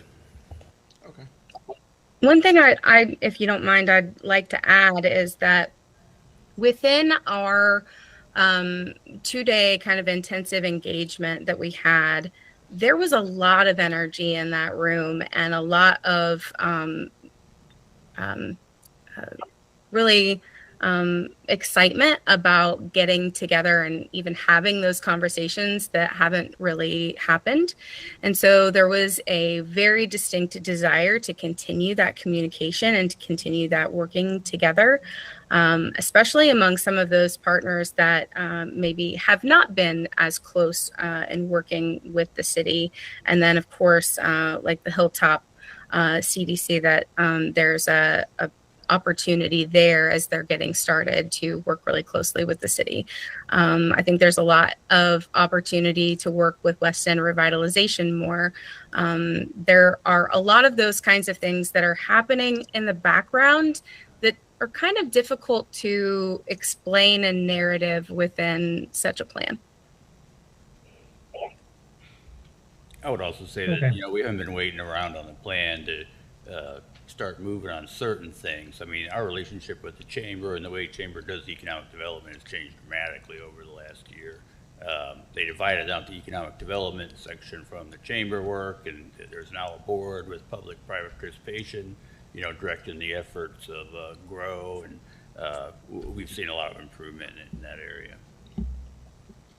I got a question, and due to the fact that the port and these plants are surrounding part of my ward as well as Mr. Alderman Hurt's ward, what are we doing to make sure that the residents are fully aware of what's happening and what the cost is going to be for them as we move forward with this? Well, there shouldn't be any direct costs to residents in either the first or the second ward. What they should see instead is the benefit of investment.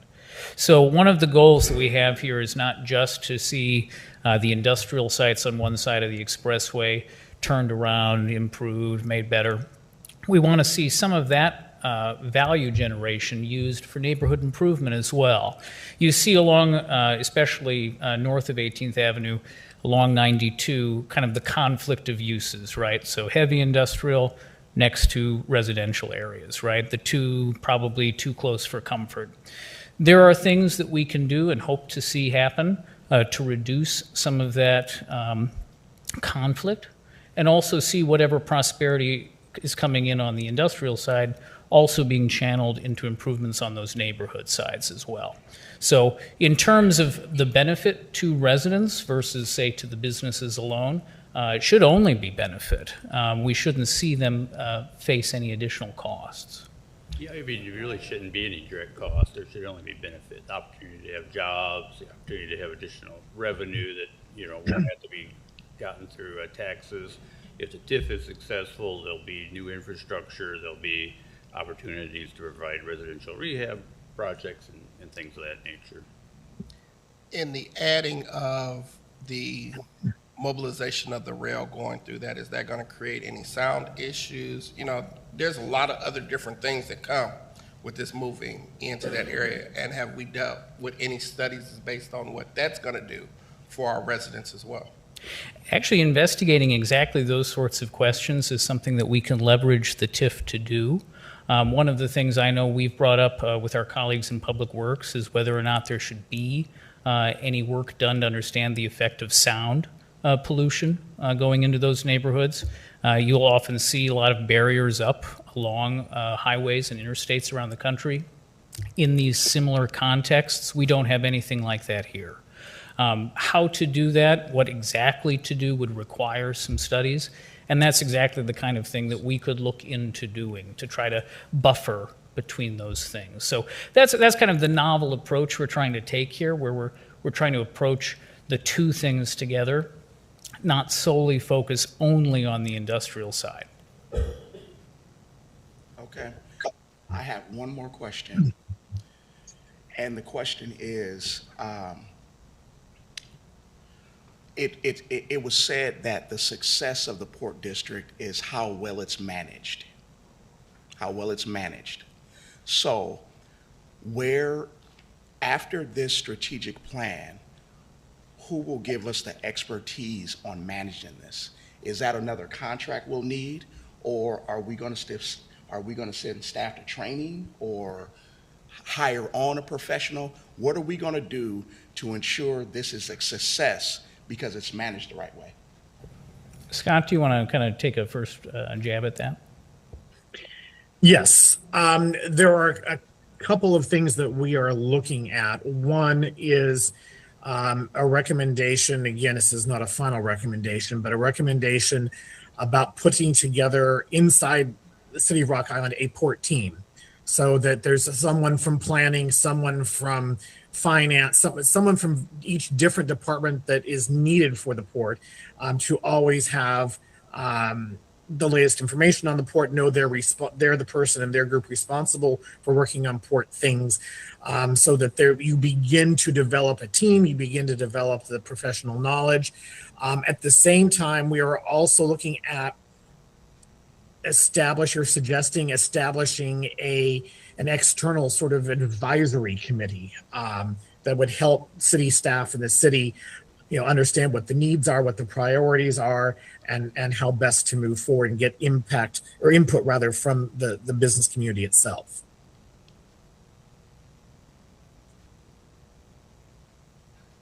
I don't want to dig too deep, but I'm obligated.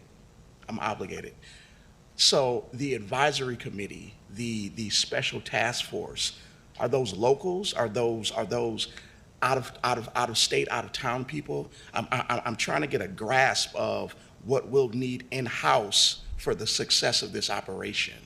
In-house, what we'll need. That's what I'm trying to understand. Yeah, this committee would be locals who understand the local market, the local needs, how each of the modes works in the region, what the needs are, what the gaps are. And internally, again, there's a lot of similarity between, what a city needs and what a port needs in terms of staffing. There's planning competency, finance competency. So there's a lot there. And it also ends up being, what assets the port owns and controls, which right now there's not a lot of assets. So it's more that the port would be a convener, a coalescer, a leader, someone that would bridge different groups and pull this together so that it wouldn't necessarily always fall on the port or on city staff to do things, but there are those in the community. Again, like with the PIDP grant with Alter, Alter put in a lot of effort on that as well. So there, you can draw on some of that expertise too.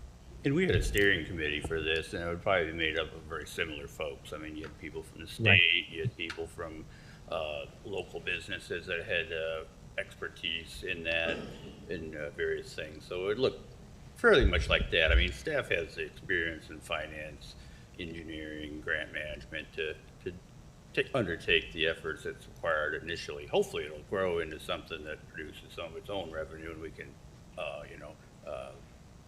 hire dedicated staff. But the one thing that's significant is we've leased the port to Alter, and they operate in management, so there's really no direct need for knowledge in that area. Right. Any more questions from the council? Thank you, guys. Thank you, Lindsay and Scott. Thank you. Lindsay and Scott. Thank you for your time this evening. Thank you. Agenda item 7, public comment.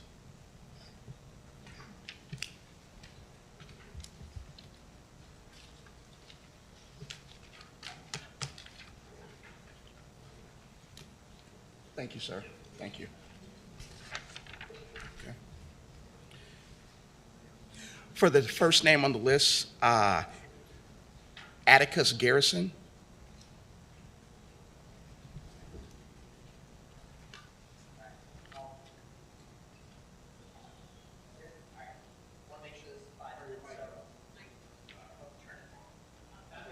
Yeah. All right, sorry about that. I'll make sure that I'm under the 5-minute time period here. All right, so special shout out to Amanda. I was working on this until right before the meeting, and she was responding to my email, so I want to make sure she gets a shout out. So good evening, Mayor Harris and council members. My name is Atticus Garrison. I'm a Rock Island resident and a librarian whose professional work focuses specifically on information systems, digital literacy, and data privacy issues.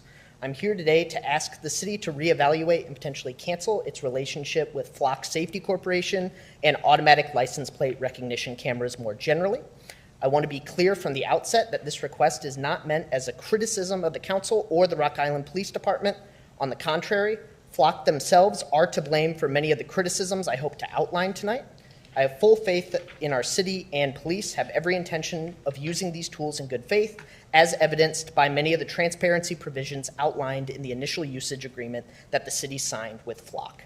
My first issue is the data harvesting efforts that Flock has been enacting in over the past few years. So in the Rock Island Police Department Operations Manual ALPR Systems section, it stipulates that ALPR data will only be used for non-commercial legitimate law enforcement purposes.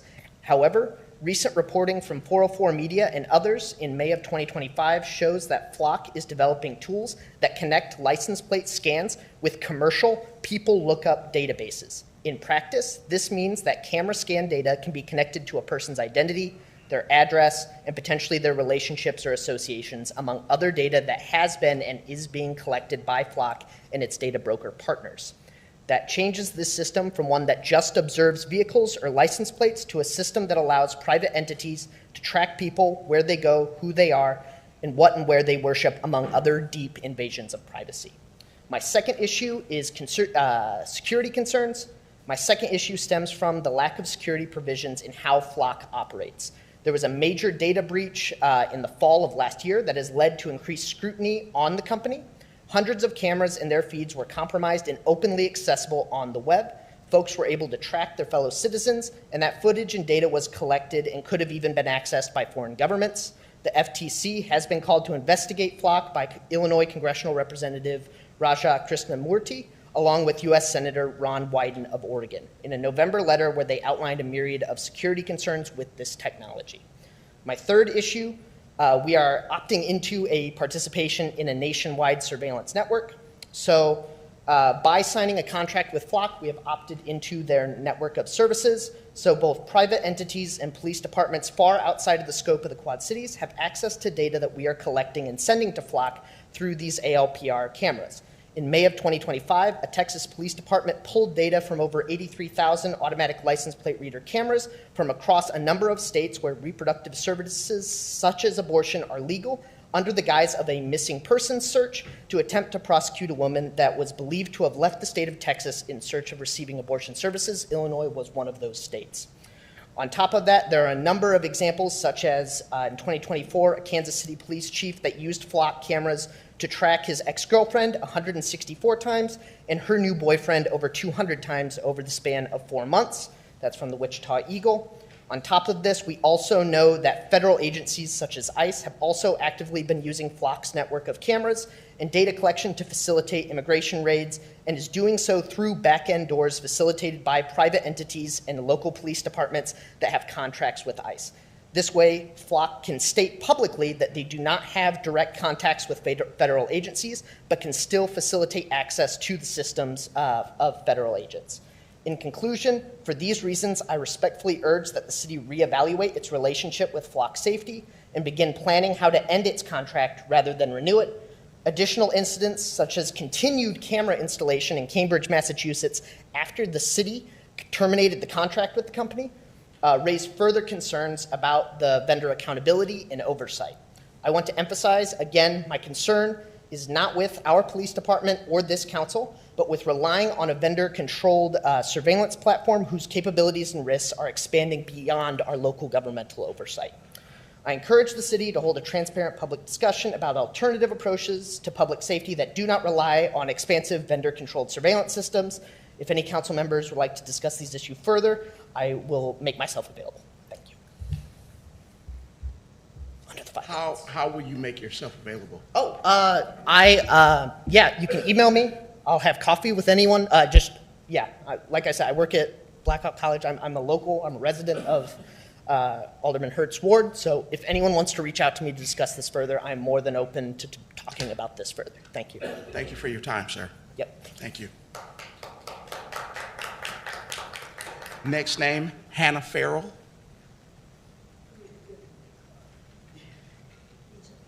Okay. Good evening. I am Hannah Farrell. I live in the district. I've been trying to self-advocate for our homeless community and our, poor community in the district. We all have public housing. It's a lot of that down there. Today I came to ask Rock Island to pay a little bit better attention to the problem of domestic violence and harassment in our city, but mainly in the district area and in our poorer community. It hasn't really been handled very well. This can come from anything when it comes to harassment and domestic violence. It doesn't have to be an ex-partner. It can be anybody that's doing that to you. And a lot of times when it comes in our community, it can come from family. It can come from either a partner, or it can come from, if you are out here talking about pedophilia or sex offenders, it can come from that too. Another thing this can come from is somebody needing shelter and they don't want to leave, and that can spark domestic violence and harassment. Also, harassment has not been treated the same in Illinois. There is no longer the same laws about who we're getting on it about. So when there is, harassment going on in the community, the answer I got was, yes, this person is allowed to follow you around. They are allowed to stalk you. It's not really illegal. They're not really doing anything violent yet. So if we put out those types of things, they're going to finally walk that line when it comes to abusers. Women in the community have not really been getting the answers they need. They have not been getting the help that they need, and this is leading to a lot of mental health issues. This is leading to a lot of sabotage. It can lead to a lot of uprooting from our, from homes that we were already at. That is a huge barrier for victims right now. So we cannot have that type of harassment in our community. If police, this time it is getting towards summer, it is becoming that time. So if they can make sure that they get it in check, if you have to talk to male or female about it, make sure that they understand that what they're doing is inappropriate. But that cannot continue in the district, and that everybody sees that.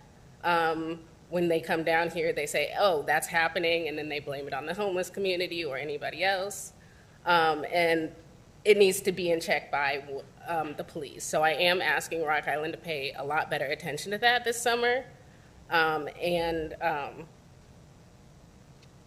Definitely making sure if authorities are involved in some of the victims or some of the cases, if they have like family members in law enforcement or things like that, to make sure that law enforcement is not,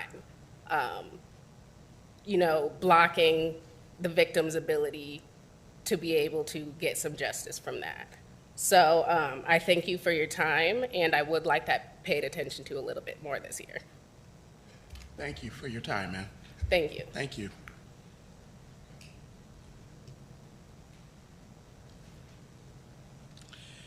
The next name, Janet Moline.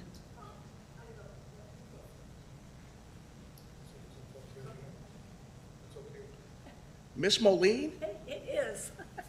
That's my old teacher. And he was the best student. Hey, you're under oath, ma'am. You're under oath. Miss Moline, wow. Okay. All right. Janet Moline, 3836 28th Avenue in Rock Island.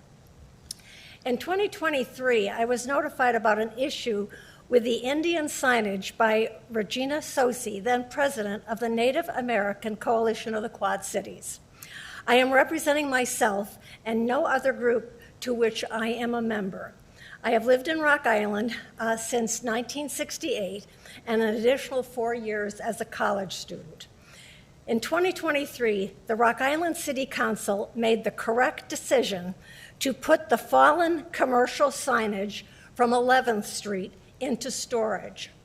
As I stated then, in light of all the places across the country where complaints have occurred about the use of mascots and native images without approval of the Native American nation, that is the Sauk, once again the issue of commercial signage has arisen by someone asking for the signage who is not a member of the Sauk Nation.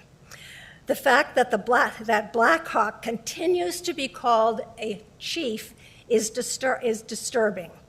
Black Hawk was not a chief, but could be, and indeed was, a warrior, and recognized by the Sauk Nation as the leader of a political faction strongly opposed to the removal from Saukenuk.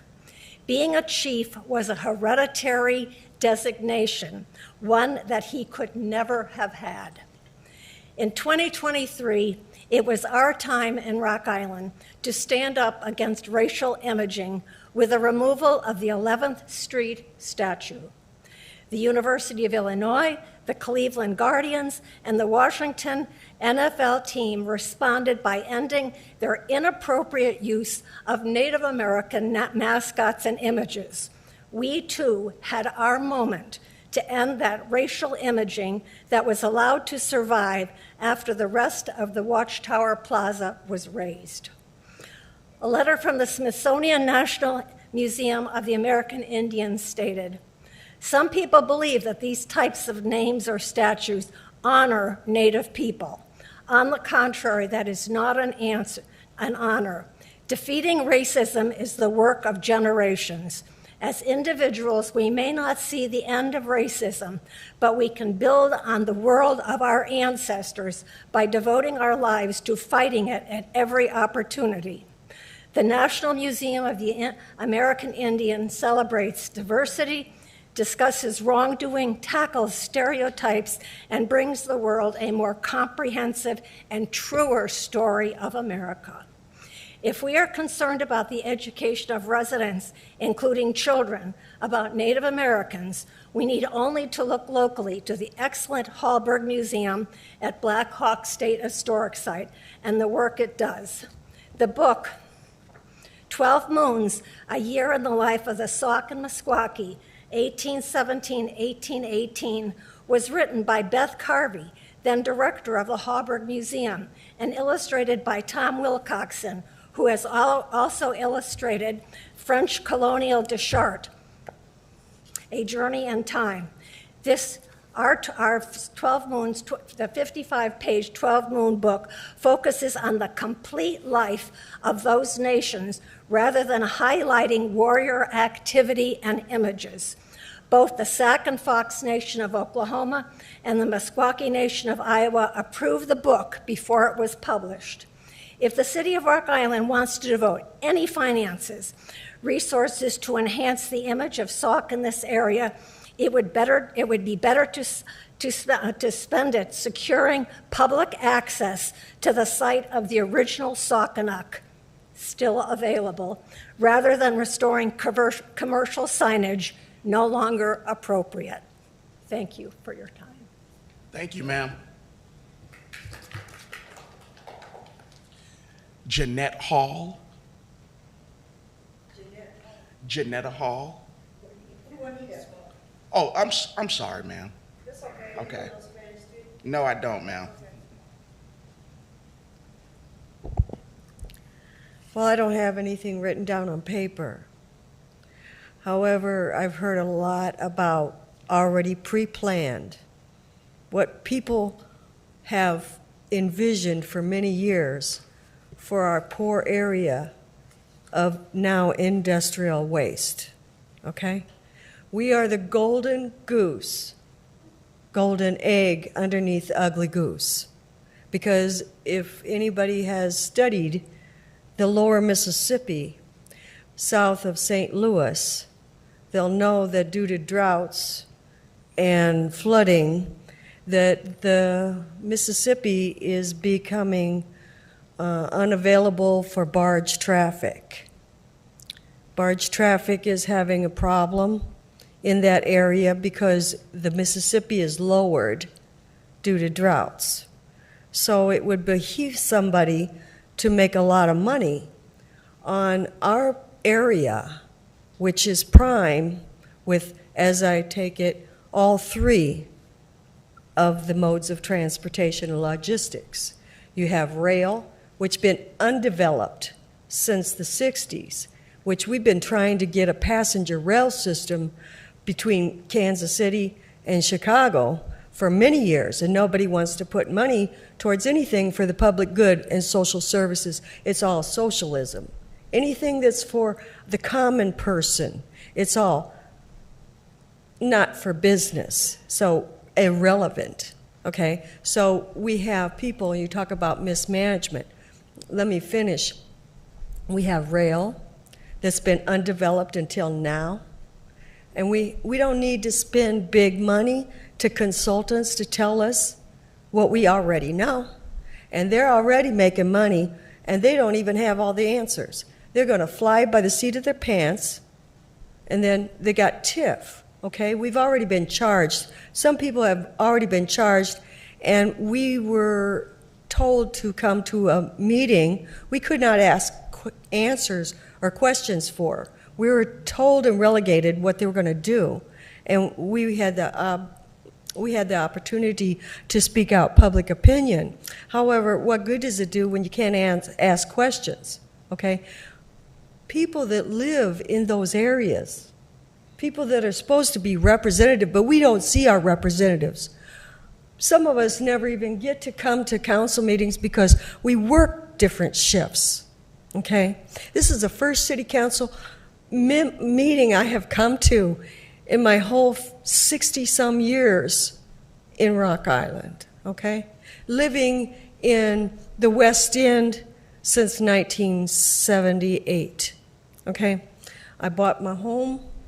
And you know, the West End, how many people come to the West End until it's business approved, okay? We are redlined. We are redlined. We can't even get a pizza past 9th Street because of something that we had nothing to do with, okay? We are dirt.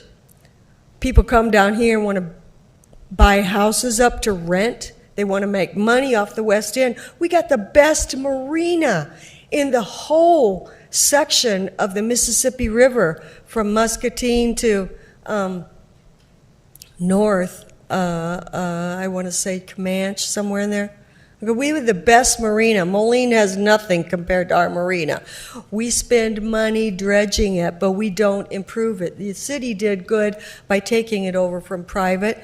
However, they don't appropriate money to build in the West End for the betterment of its citizens. I've been trying to get an alley. The people on my block, and I just said this last time, have been trying to get an alley put in. You know, nice neighborhoods have a cement alley with drains. We got a rock alley that the city has to spend money every year servicing it because that wasn't approved. We have petitioned the city, and we finally got access after I lived there in 78. The Ballards lived there before me. Several people before I even moved in there tried to petition the city to get city improvements that our tax dollars pay for. No, our tax dollars pay for pensions because of mismanagement, because nobody wanted to have the public sector have a private pension that they pay into. I know we're going on time, but look how long they got to tell us what they want to do for our golden egg, all right? The TIF, getting to the point, the TIF is going to take the money that you need beforehand. The TIF is going to be put into tax funds, and they said how they proposed it was cities and streets. Well, it ain't going for cities and streets. It's going to tear down other people's property that they had. Maybe they don't even live in the state. Ma'am, I'm going on and on. The TIF dollars are going into the fund to take care of the things that they need done, and we're still paying for 11th Street. We're still paying for the debacle on Zare's store. Thank you for your time, ma'am. Thank you. Larry Lockwood.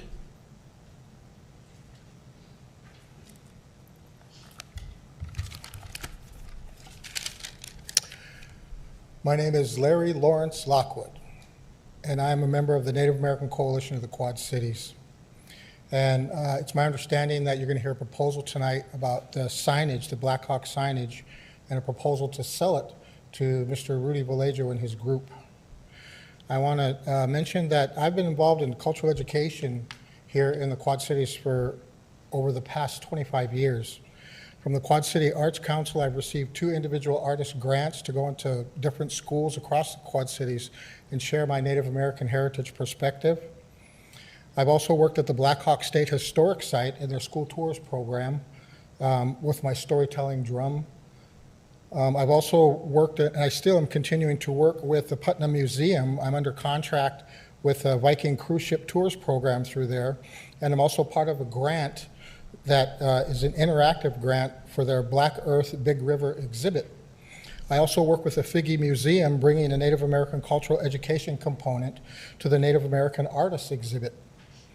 The NACQC, through numerous presentations over the years I've done at local colleges and schools across parts of Illinois, colleges, and Iowa communities.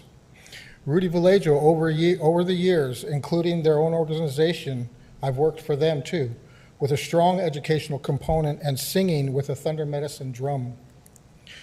Many of the local Indian community have supported Mr. Vallejo over the years. Mr. Sanderson Jr. is one of them too. He's here tonight, and his family is a performing group with authentic Native American regalia, and it's beautiful to see. The Sage Sisters of Solidarity, represented by Regina Sosi, the president of the Native American Coalition of the Quad Cities and a member of the Navajo Nation, as well as one of my sisters who's part of the Oglala Nation. They represent the Murdered and Missing Indigenous Women, MMIW, and they raise awareness seeking justice and addressing the systematic causes of high violence rates against women and girls. These are groups, too, that have worked and supported Mr. Vallejo over the years here, and we have supported Mr. Vallejo and his community. As a result, Mr. Vallejo is going to come before you in a position in the community that we have, in essence, lifted him up to, because through our support, we've kept things going in our Indian community. And he doesn't stand here alone. He stands here with us, and by him wanting to bring the stereotypical cartoon of an Indian man and refer to the sign as a chief, he is betraying all of us. He is betraying the very Indian community that has supported him through these years, and it would bring division and polarization in our community, and it already has, because we've seen him on TV talking about what he wants to do. And he never consulted any of the people or anybody that has worked and supported him over the years, including me. All of our efforts, all of our hearts, and all of our knowledge we brought to bear in order to support him as an elder, and he's betraying our trust in him. I have my own history with Mr. Vallejo, and we've sang together and we've prayed together, and we'll probably continue to do so. Now, there was some what our last involvement was with the statue, the signage, was with the Black Hawk Bank. The proposal was to put this statue on top of a newly made ATM machine that had an ATM on all 4 sides, and they wanted to put this statue on the front of it, on top of it, in front of their home branch. And we met with the president, Regina Sosi and I, the president of the Native American Coalition of the Quad Cities, and I brought my big powwow drum, the Thunder Medicine drum. And we spoke to him about the inappropriateness of it, and I also offered him to sit at the drum with me, because the drum teaches us 2 things, and I told him it teaches us how to work together, because I gave him a drumstick, and if we could drum together in one beat, that's us learning how to work together. The drum also teaches us how to listen to each other, because as I'm singing, he's got to listen and learn the song and learn how to sing with me in one voice. And he sent us a note saying that he valued that experience so much, and he had recorded it too, and that he was going to keep it forever because it really validated the work that he was doing with regard to Black Hawk. And as a result, the sign was put in storage after that. We never heard anything about it until we seen it on the news that Mr. Vallejo wants to purchase it. Now, I really believe that Mr. Vallejo is betraying us as an Indian community, and he's exploiting us for his own personal financial gain, because that's all really this is about. He wants to use this as a way to make money with the presentations that he's done. And we as an Indian community have supported him all these years, and I still consider Mr. Vallejo an elder. my elder, and that I don't say that lightly about anybody, considering them my elder, but Mr. Vallejo, I consider my elder.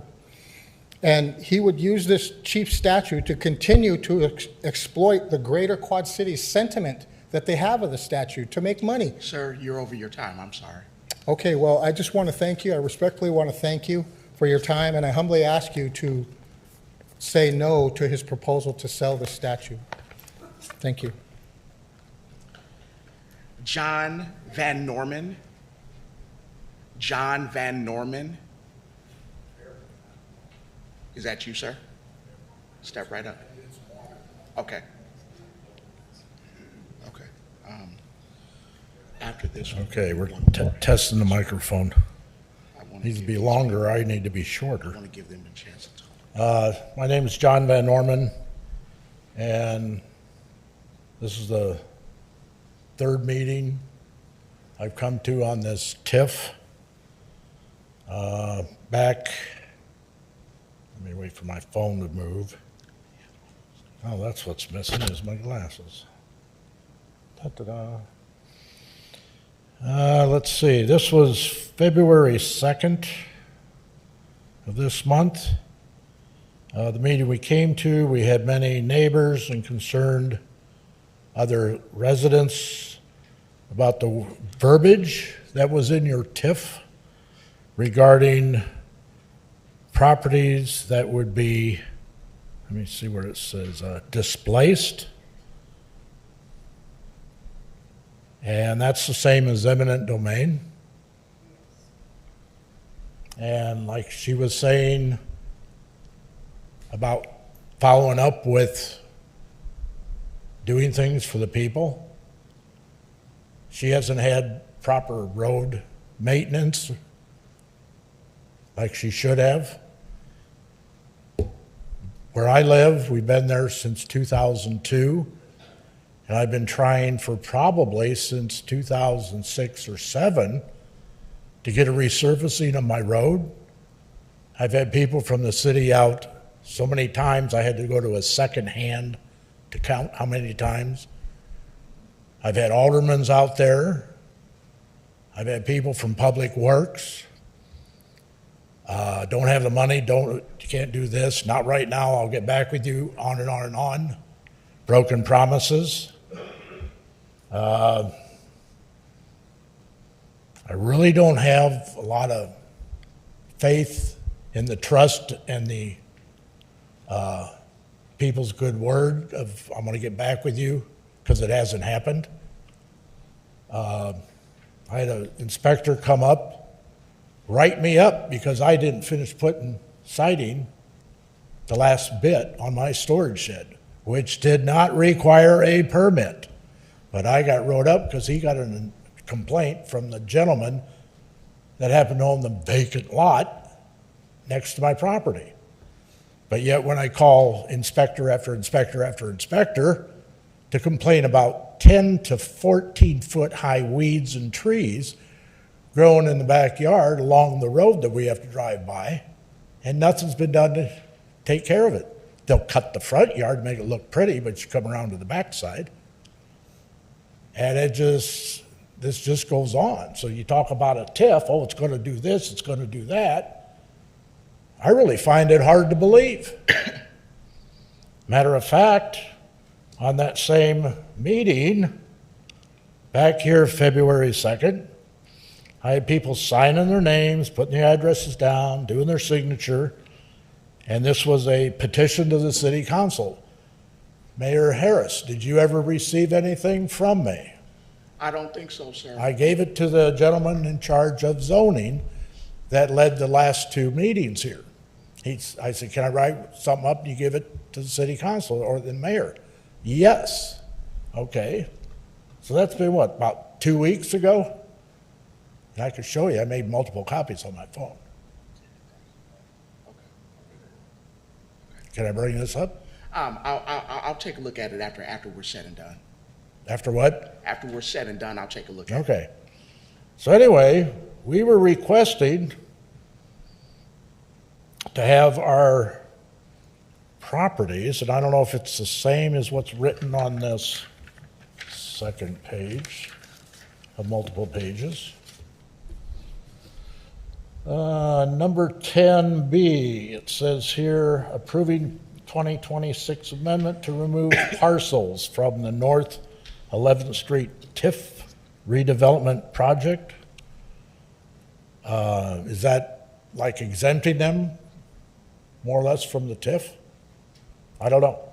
But we were requesting in writing to be exempt from the displacement sentence. I ain't worried about the TIF, other part of the TIF definition. And if they couldn't do it that way, then maybe they could amend the TIF map to totally exclude it. So,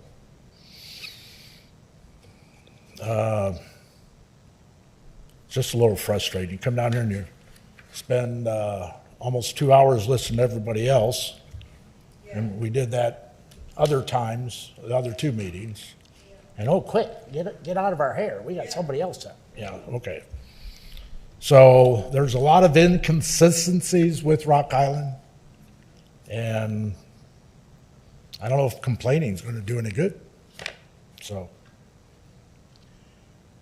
I'd still like to have a meeting on that issue. Absolutely, sir. Absolutely. We have time for one more speaker. We are at our 30 minutes. Huh? 7:18 we started. I would ask, we have about another, I know it's been a long night.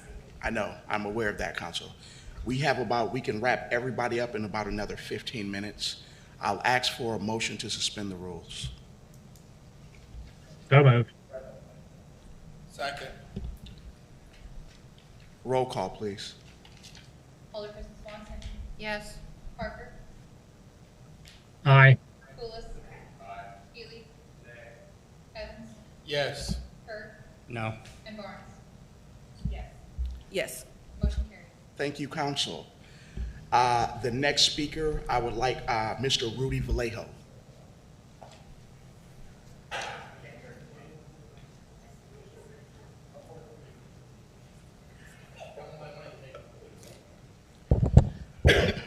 Okay, thank you. Thank you, Mayor and the City Council. Thank you for your time in considering the next phase of the Indian statue that blew over on April the 4th in 2023.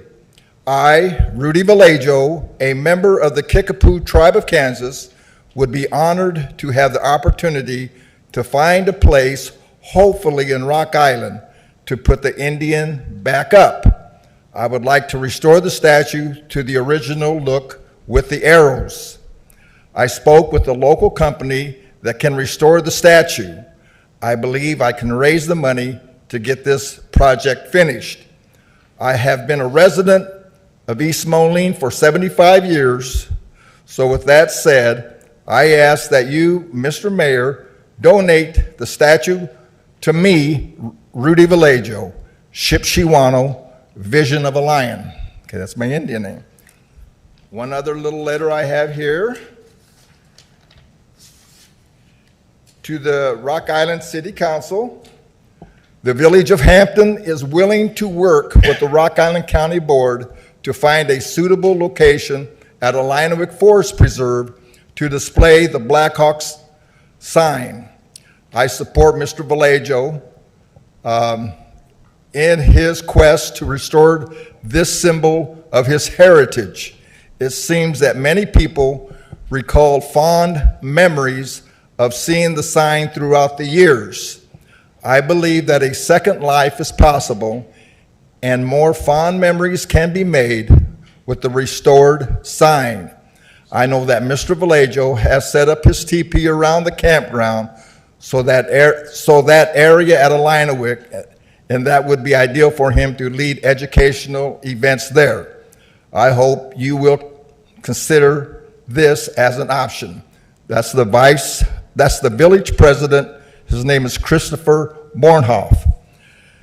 So with all that said, Mr. Mayor, I again want to thank you for coming to speak with you. And, you know, we talked before, and You know, and like I say, I would love to have that statue back up.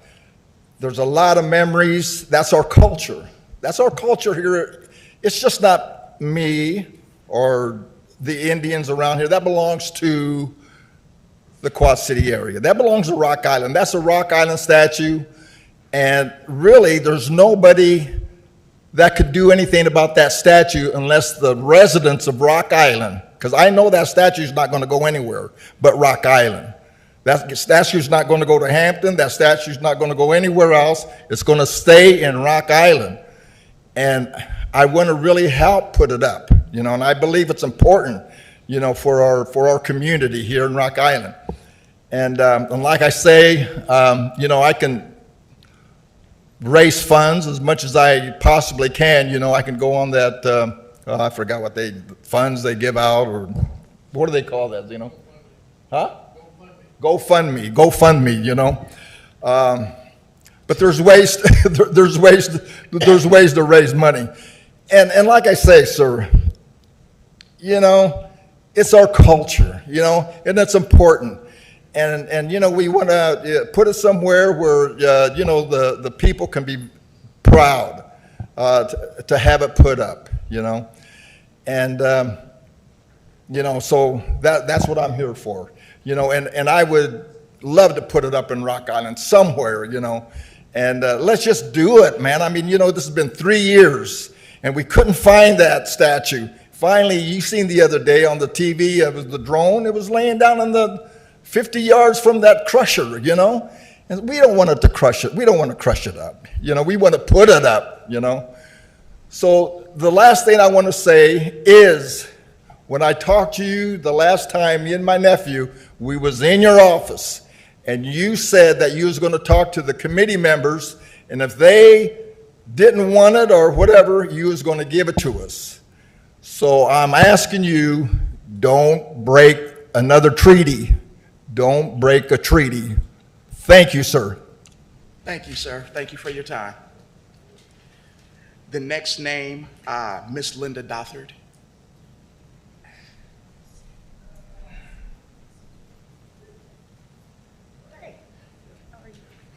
Good evening, Mayor and the City Council. I am here for just a short period of time because I thank you for suspending the rules so that we could talk. But tonight, I really want to appeal to the hearts of everybody who is on this council and the mayor. And that subject is on homelessness. I am not homeless. My family is not homeless, and I truly praise God for that. But I know that we've got an issue in this city. I went to the Martin Luther King program, the keynote speaker, the MC, 2 students, and all of these people talked about the same thing. One of the things I remember hearing the keynote speakers say is within a city, you normally will have homelessness because of your laws, your ordinances, and those kinds of things contribute a lot to that. So my request tonight is to ask you to relook at your ordinance. Look at it through a different set of lenses. You know, most people in this country are about 2 to 3 paychecks away from homelessness, if the truth be told. And I don't know why people are homeless, and that's really kind of irrelevant because it can happen to anybody. It can happen to anybody. Just because you're doing good today and right now doesn't mean that you might not have something that may cause you to be in that same position. Our church did a fundraiser for 1 week with Quad City Third Place. And I went down and asked them, what are your needs? I wrote down those needs, took them to our church and said, we just need to do 1 week worth of project. And in that week, our church was able to get donations for everything that was on the list. I don't have any skin in the game, if you will, in terms of homelessness, and I'm grateful. I really am. But I'm concerned that when you take care of your entire city, you become successful. The downtown Rock Island, I know I've heard a lot about that and all that we're trying to do to build that up, and we should. But that's not the only part of the city. It's not. We have an entire city we need to be concerned about. And within that city, there are some homeless people. And I listened to the news one night in Moline, and one of the people, and I cannot remember his name, he said, we need to deal with the homeless issue because you cannot wait until December when it gets cold to talk about what's the solution. You need to be talking about that at the beginning of the year so that when you get to the end of the year, and on nights like tonight and last night, a couple of weeks ago, you've got some solutions. So I am asking the city if you would please revisit your ordinance, look at it through a different set of lenses, and take your hearts, be considerate, think not only of yourselves or your families, but think of those families who have much, much less. Thank you, Mayor, and thank you, City Council, for listening. Thank you for your time. For this evening, we have time for one more speaker. For the two people that won't get a chance to speak, Mr. Yancey, I apologize, catch us on the rebound, and Denise, whoever Denise is, ma'am, I apologize about that. I'll have to catch you next time. Okay, Ms. Struess, please.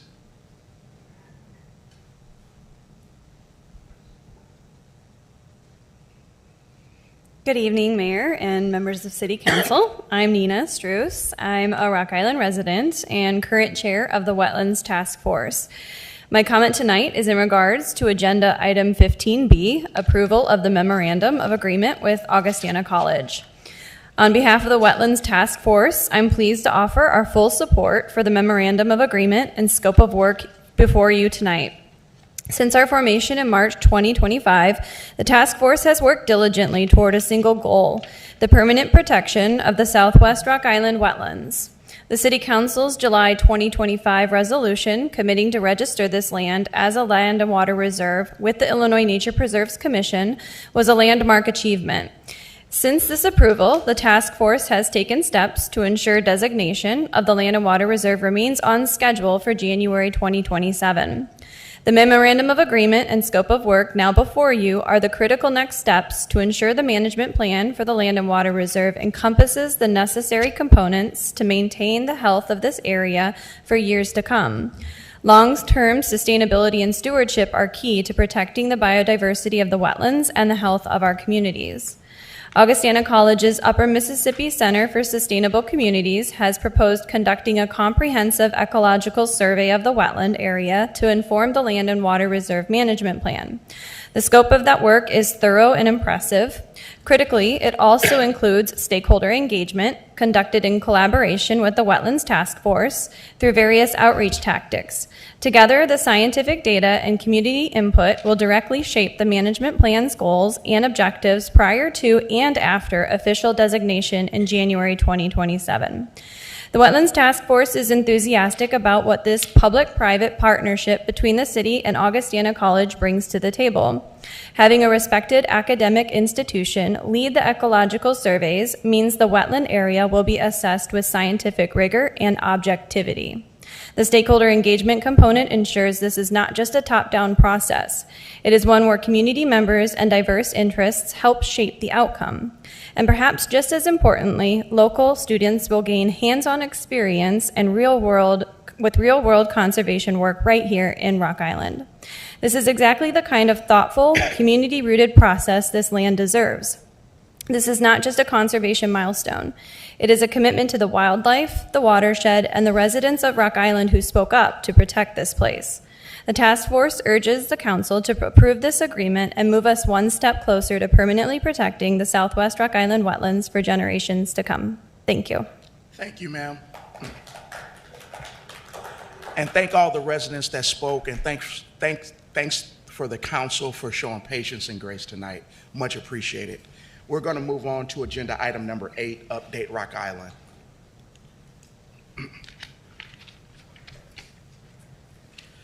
Update Rock Island. Free kids haircuts. Calling all families in the community. Join the Rock Island Boxing Club on Saturday, February 28th for free haircuts by local barbers. Walk-ins are welcome from 2 to 4 p.m. at the Boxing Club, 1730 2nd Avenue, Rock Island. Come for fresh fades, clean lineups, and big smiles. Tuneful Tuesdays. The monthly Tuneful Tuesday series has returned to the Rock Island Public Library. The next free performance is Tuesday, March 3rd from noon to 1 p.m. at the Downtown Library branch located at 401 19th Street. Join us for a free concert with Tony Hopner and friends. This concert is suitable for music lovers of all ages. Light refreshments will be provided. Battle of the Buckets. Have fun and raise money while competing in the ultimate shooting and free throw contest for all ages. Meet at the Rock Island Fitness and Activity Center, the RIFAC, 4303 24th Street on Saturday, March 7th. Check-in begins at 9:30 and the competition goes until 11:15 a.m. All proceeds of this one-day fundraiser event go to Rock Island Foundation's Financial Assistance Program. Kids and adults, everyone competes on the same court. Show off your skills, have fun, and claim your crown. Thank you. Agenda item 8. Agenda item 9. 9A, report for the Community Development Department regarding a resolution on the development of a land purchase and land sale policy. Motion to adopt the resolution. Second. There's been a first and a second. Is there any discussion? Roll call, please. Alderperson Swanson. Aye. Parker. Aye. Poulos. Aye. Healy. Aye. Evans. Yes. Hurt. Aye. And Barnes. Aye. Agenda item B. Report from the Public Works Department requesting approval of an Illinois State Revolving Loan Program resolution authorizing a representative to sign the loan documents for the Southwest Treatment Plant Influent Pumping Station Replacement Project. Motion to adopt the resolution. There's been a first and a second. Is there any discussion? Mike, can you just clarify the information like interest rate and the loan terms, whatever you have available? Yes, I can do that. So it'll be a 20-year term for the SRF loan if we are approved for the loan. It is estimated to be at 2.16% interest. And again, just a little background on this pump station. This feeds all of Southwest Rock Island. So all of the wastewater from Southwest Rock Island comes into the treatment plant in Southwest Rock Island and comes to this pump station. The pump station then pumps up the wastewater to the treatment facility of about 50 to 60 feet in elevation. So this is a very necessary project. The current pump station is almost 50 years old and was designed with a steel tank structure. That steel tank down 45 to 50 feet below the surface is starting to rust away. And so the structural integrity of the current pump station is failing. So we need to move on this. We've been working on the design and approval for the SRF loan and plans for the past 2 to 3 years, and we're now getting to the point where we can hopefully move forward with the SRF loan. So that's a little bit of background of the project, and this is the next step in moving forward to secure the loan. Thank you, sir. Any more discussion? Roll call, please. Alderperson Swanson. Aye. Parker. Aye. Poulos. Aye. Healy. Aye. Evans. Yes. Hurt. Aye. And Barnes. Aye. Agenda item 10. 10A, this is the one that's the two-parter. I'll read the first portion. Report from the Finance Department regarding water utility billing adjustment policy and ordinance amending Chapter 16, Article 2, Section 16-37 of the Code of Ordinances, except for the provision 16-37G, swimming pool filling, first reading. Motion to consider the ordinance and adopt the policy. Second. There's been a first and a second. Is there any discussion? Roll call, please. Alderperson Swanson. Aye. Parker. Aye. Pulis. Aye. Healy. Aye. Evans. Yes. Hurt. Aye. And Barnes. Aye. Okay, So now are we going to B or are we going back? How are we doing that? we're going back. Okay. And then this next vote will be for the provision 16-37G swimming pool filling.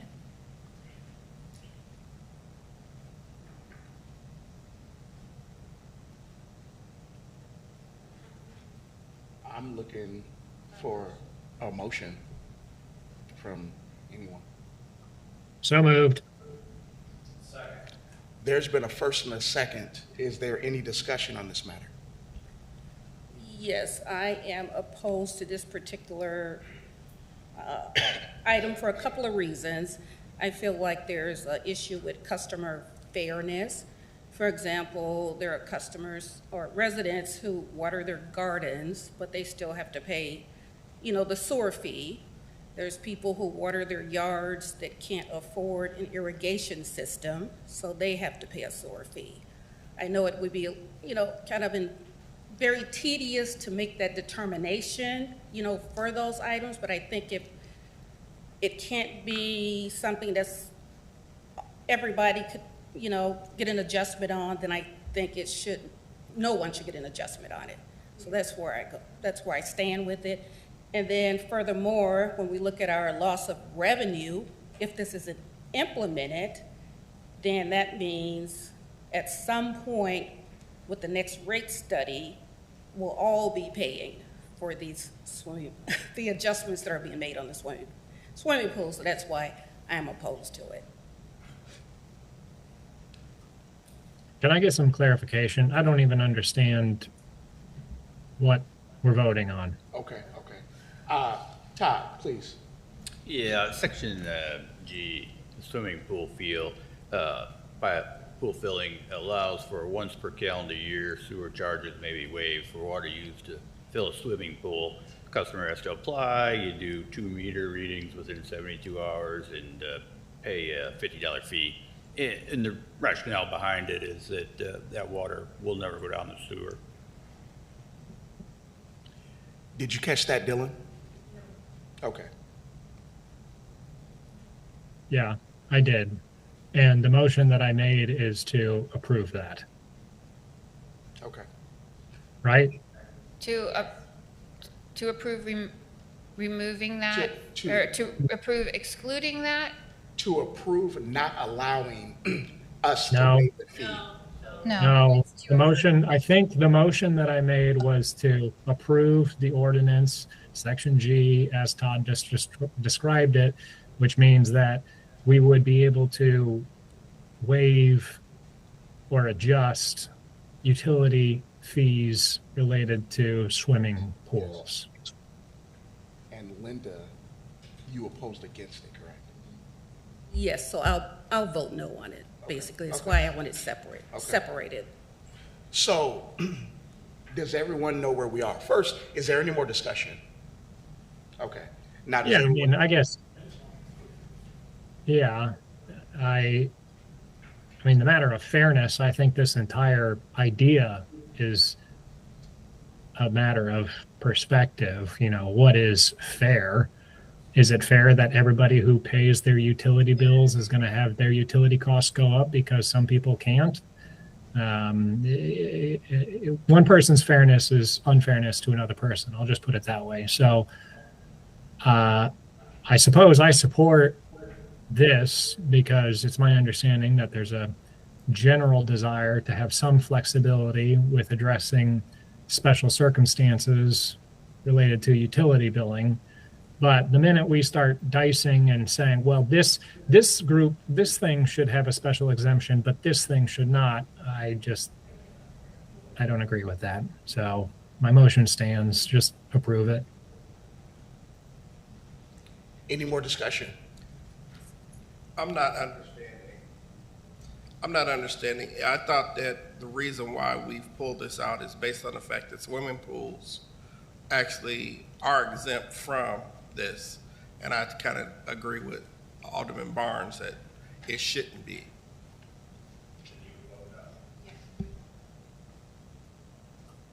Can everybody make sure you're using your microphones? I can't hear you. Okay. Any more discussion?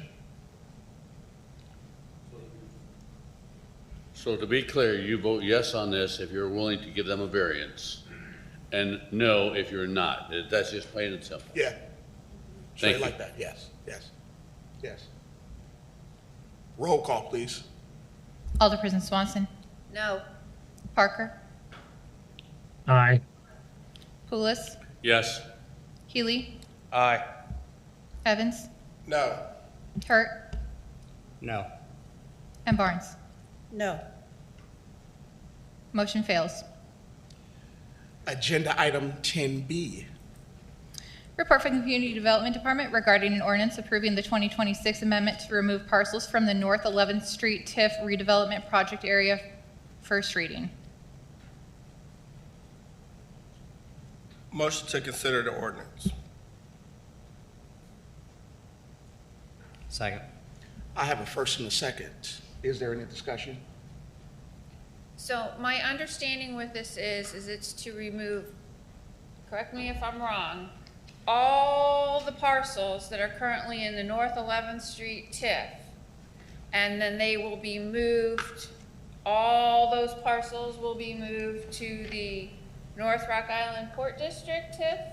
That is not correct. Okay, well then I'm glad I asked. At the north end of the North 11th Street TIF district, there are a collection of parcels representing maybe 6, I think, blocks worth that will be removed from the North 11th Street TIF in order that they be added to the new Port District TIF.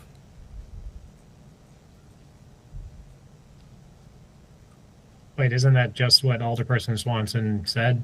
Did I miss something? I believe that what Alderwoman Swanson was saying was that it was to remove all of the parcels in the entirety of the North 11th Street TIF district, effectively ending the North 11th Street TIF district. That is not what we're doing. Alderwoman Swanson, have I understood you correctly? Yes, you did, because I thought the North 11th Street TIF was ending, and so we were moving everything into a new TIF. Okay. Nope, the North 11th Street TIF was extended. It has a little more than a decade left to go. Any more discussion? Roll call, please. Alderperson Swanson. Yes. Parker. Aye. Pulis. Aye. Healy. Aye. Evans. Yes. Hurt. Aye. And Barnes. Aye. Agenda item C. Report from the Community Development Department regarding an ordinance approving the tax increment financing redevelopment plan and project for the North Rock Island Port District TIF. First reading. Motion to consider the ordinance. Second. There's been a first and a second. Do I have any discussion? Clerk, please call the roll. Alderperson Swanson. Aye. Parker. Aye. Pulis. Healy. Aye. Evans. Yes. Hurt. And Barnes. Aye. Agenda item D. Report from the Community Development Department regarding an ordinance designating the North Rock Island Port District TIF. First reading. Motion to consider the ordinance. Second. I have a first and a second. Is there any discussion? Roll call, please. Alderperson Swanson. Aye. Parker. Aye. Pulis. Healy. Aye. Evans. Yes. Hurt. Aye. And Barnes. Aye. Agenda item F. E. Excuse me. Agenda item E. Excuse me. Report for the Community Development Department regarding an ordinance adopting tax increment financing for the North Rock Island Port District TIF. First reading. Motion to consider the ordinance. Second. There's been a first and a second. Is there any discussion?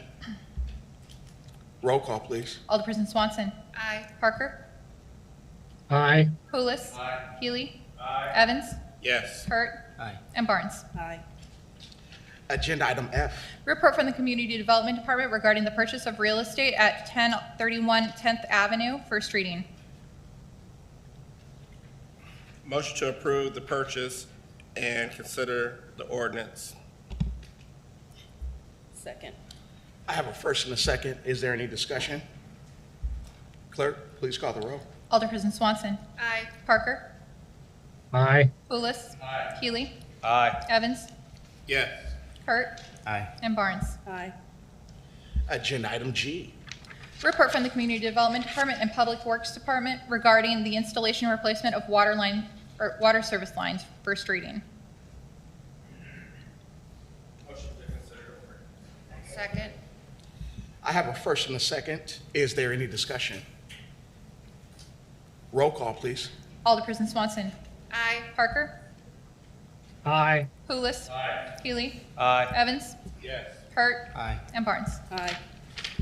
Agenda item H. Report from the Public Works Department requesting adoption of an Illinois State Revolving Loan Program ordinance for financing the Southwest Treatment Plant Influent Pumping Station Replacement Project in the amount of $4.5 million, first reading.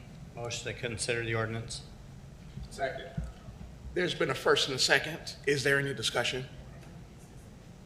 Roll call, please. Alderperson Swanson. Aye. Parker. Aye. Pulis. Aye. Healy. Aye. Evans. Yes. Hurt. Aye. And Barnes. Aye. Agenda item I.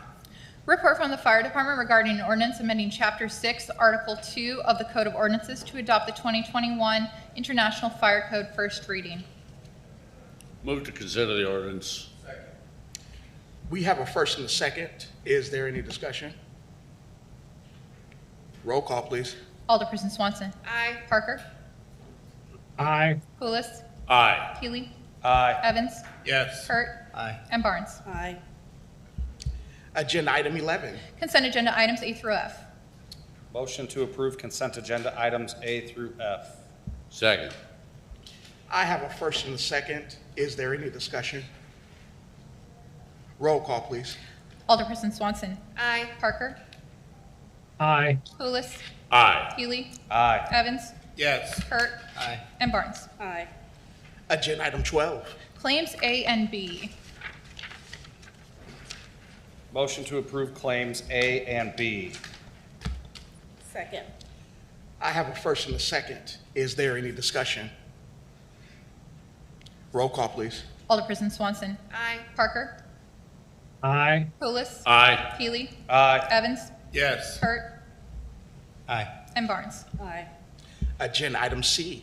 Report from the Public Works Department regarding payment 15 to Valley Construction, Rock Island, Illinois, for the rebuild downtown Rock Island improvements project in the amount of $423,859.49. Motion to allow the claim. Second. I have a first and a second. Is there any discussion? Due to the nature of my employment, I need to recuse myself from this vote. Roll call, please. Alderperson Swanson. Aye. Pulis. Aye. Healy. Aye. Evans. Yes. Hurt. Aye. And Barnes. Aye. Agenda item D. Report from the Public Works Department requesting authorization to purchase a rear loader refuse truck from Gator Truck Center, Cedar Rapids, Iowa, in the amount of $312,053. Move to approve the purchase. Second. I have a first and a second. Is there any discussion? Clerk, please call the roll. Alderperson Swanson. Aye. Parker. Aye. Pulis. Aye. Healy. Aye. Evans. Yes. Hurt. Aye. And Barnes. Aye. Agenda item E. Report from the Public Works Department requesting authorization to purchase a replacement spoil truck from Truck Country Quad Cities, Davenport, Iowa, in the amount of $190,292. Move to approve the purchase. Second. I have a first and a second. Is there any discussion? Roll call, please. Alderperson Swanson. Aye. Parker. Aye. Pulis. Aye. Healy. Aye. Evans. Yes. Hurt. Aye. And Barnes. Aye. Agenda item 13. A report from the Community Development Department regarding bids for the demolition of houses at 3321 7.5 Avenue in Rock Island and 1513 8th Avenue in East Moline. Move to award the bid as recommended and authorize the city manager to execute the contract subject to minor attorney modifications. Second. I have a first and a second. Is there any discussion? I just want to clarify again, maybe I'm making sure I'm right, that the demolition will be paid for by the grant and not the city of Rock Island paying to demolish something in East Moline. That is correct. We are the lead on a grant in partnership with the City of East Moline. Thank you. That's a good You're question. welcome. Very good You're, question. you're welcome, East Moline. I need to recuse myself from this vote due to the nature of my employment. Any more discussion? Clerk, please call the roll. Alderperson Swanson. Aye. Pulis. Aye. Healy. Aye. Evans. Yes. Hurt. Aye. And Barnes. Aye. Agenda item 14. A report from the Finance Department regarding a budget carryover from calendar year 2025 in the Community Development Fund 420 in the amount of $616,337.35. Move to approve the budget adjustment. Second.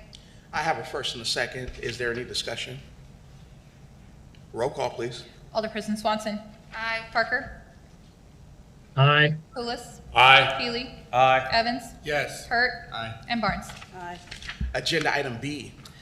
Report from the Finance Department regarding a budget carryover from calendar year 2025 in the Community Development Block Grant Fund 421 in the amount of $126,774.19. Motion to approve the budget adjustment. Second.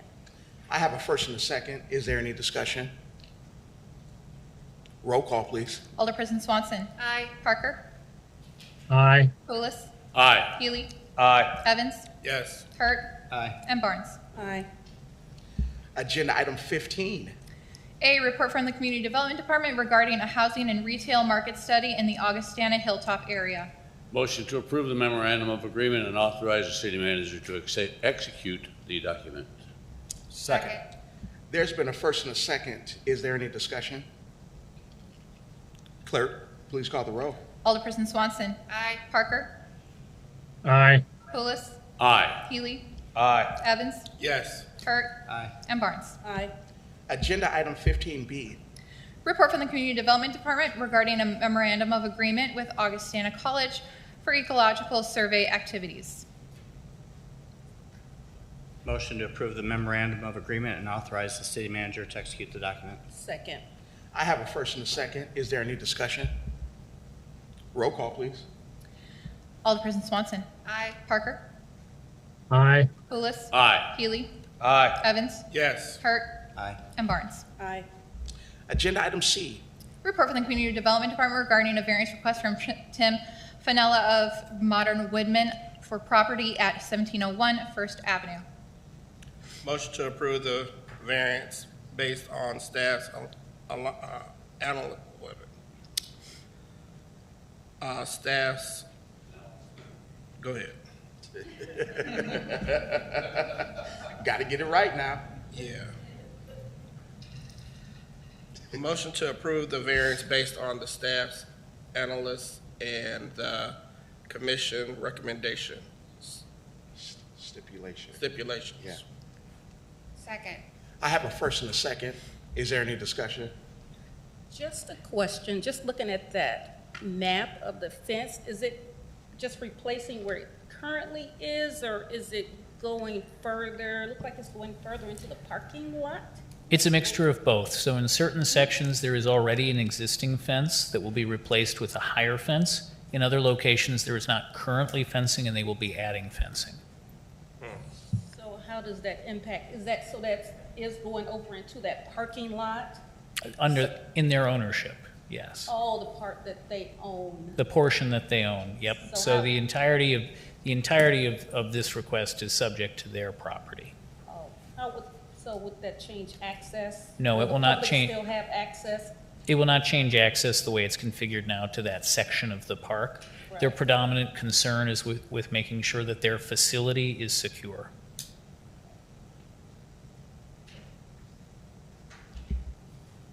Are you fine, Alderperson Barnes? Okay. Any more discussion? Roll call, please. Alderperson Swanson. Aye. Parker. Aye. Pulis. Aye. Healy. Aye. Evans. Yes. Hurt. Aye. And Barnes. Aye. Agenda item 16. A report from the clerk's office regarding a request from Bridges Catering to use sound amplification to close 3rd Avenue between 17th and 18th Streets and 17th Street between 2nd and 3rd Avenues on Saturday, March 16, 2026 from 7 a.m. to 3 p.m. for a St. Patrick's Parade viewing event. Move to approve the request as recommended. Second. I have a first and a second. Is there any discussion? I will recuse myself from this vote, being the applicant. Any more discussion? Roll call, please. Alderperson Swanson. Aye. Parker. Aye. Pulis. Aye. Evans. Yes. Hurt. Aye. And Barnes. Aye. Agenda item 17. Does anyone have any business to discuss? I do. Go ahead, sir. Real quick. I would like to, I know we postponed item 9B of last meeting's agenda to the 23rd. I would like to move that item regarding the city-initiated rezoning request to March 9th meeting.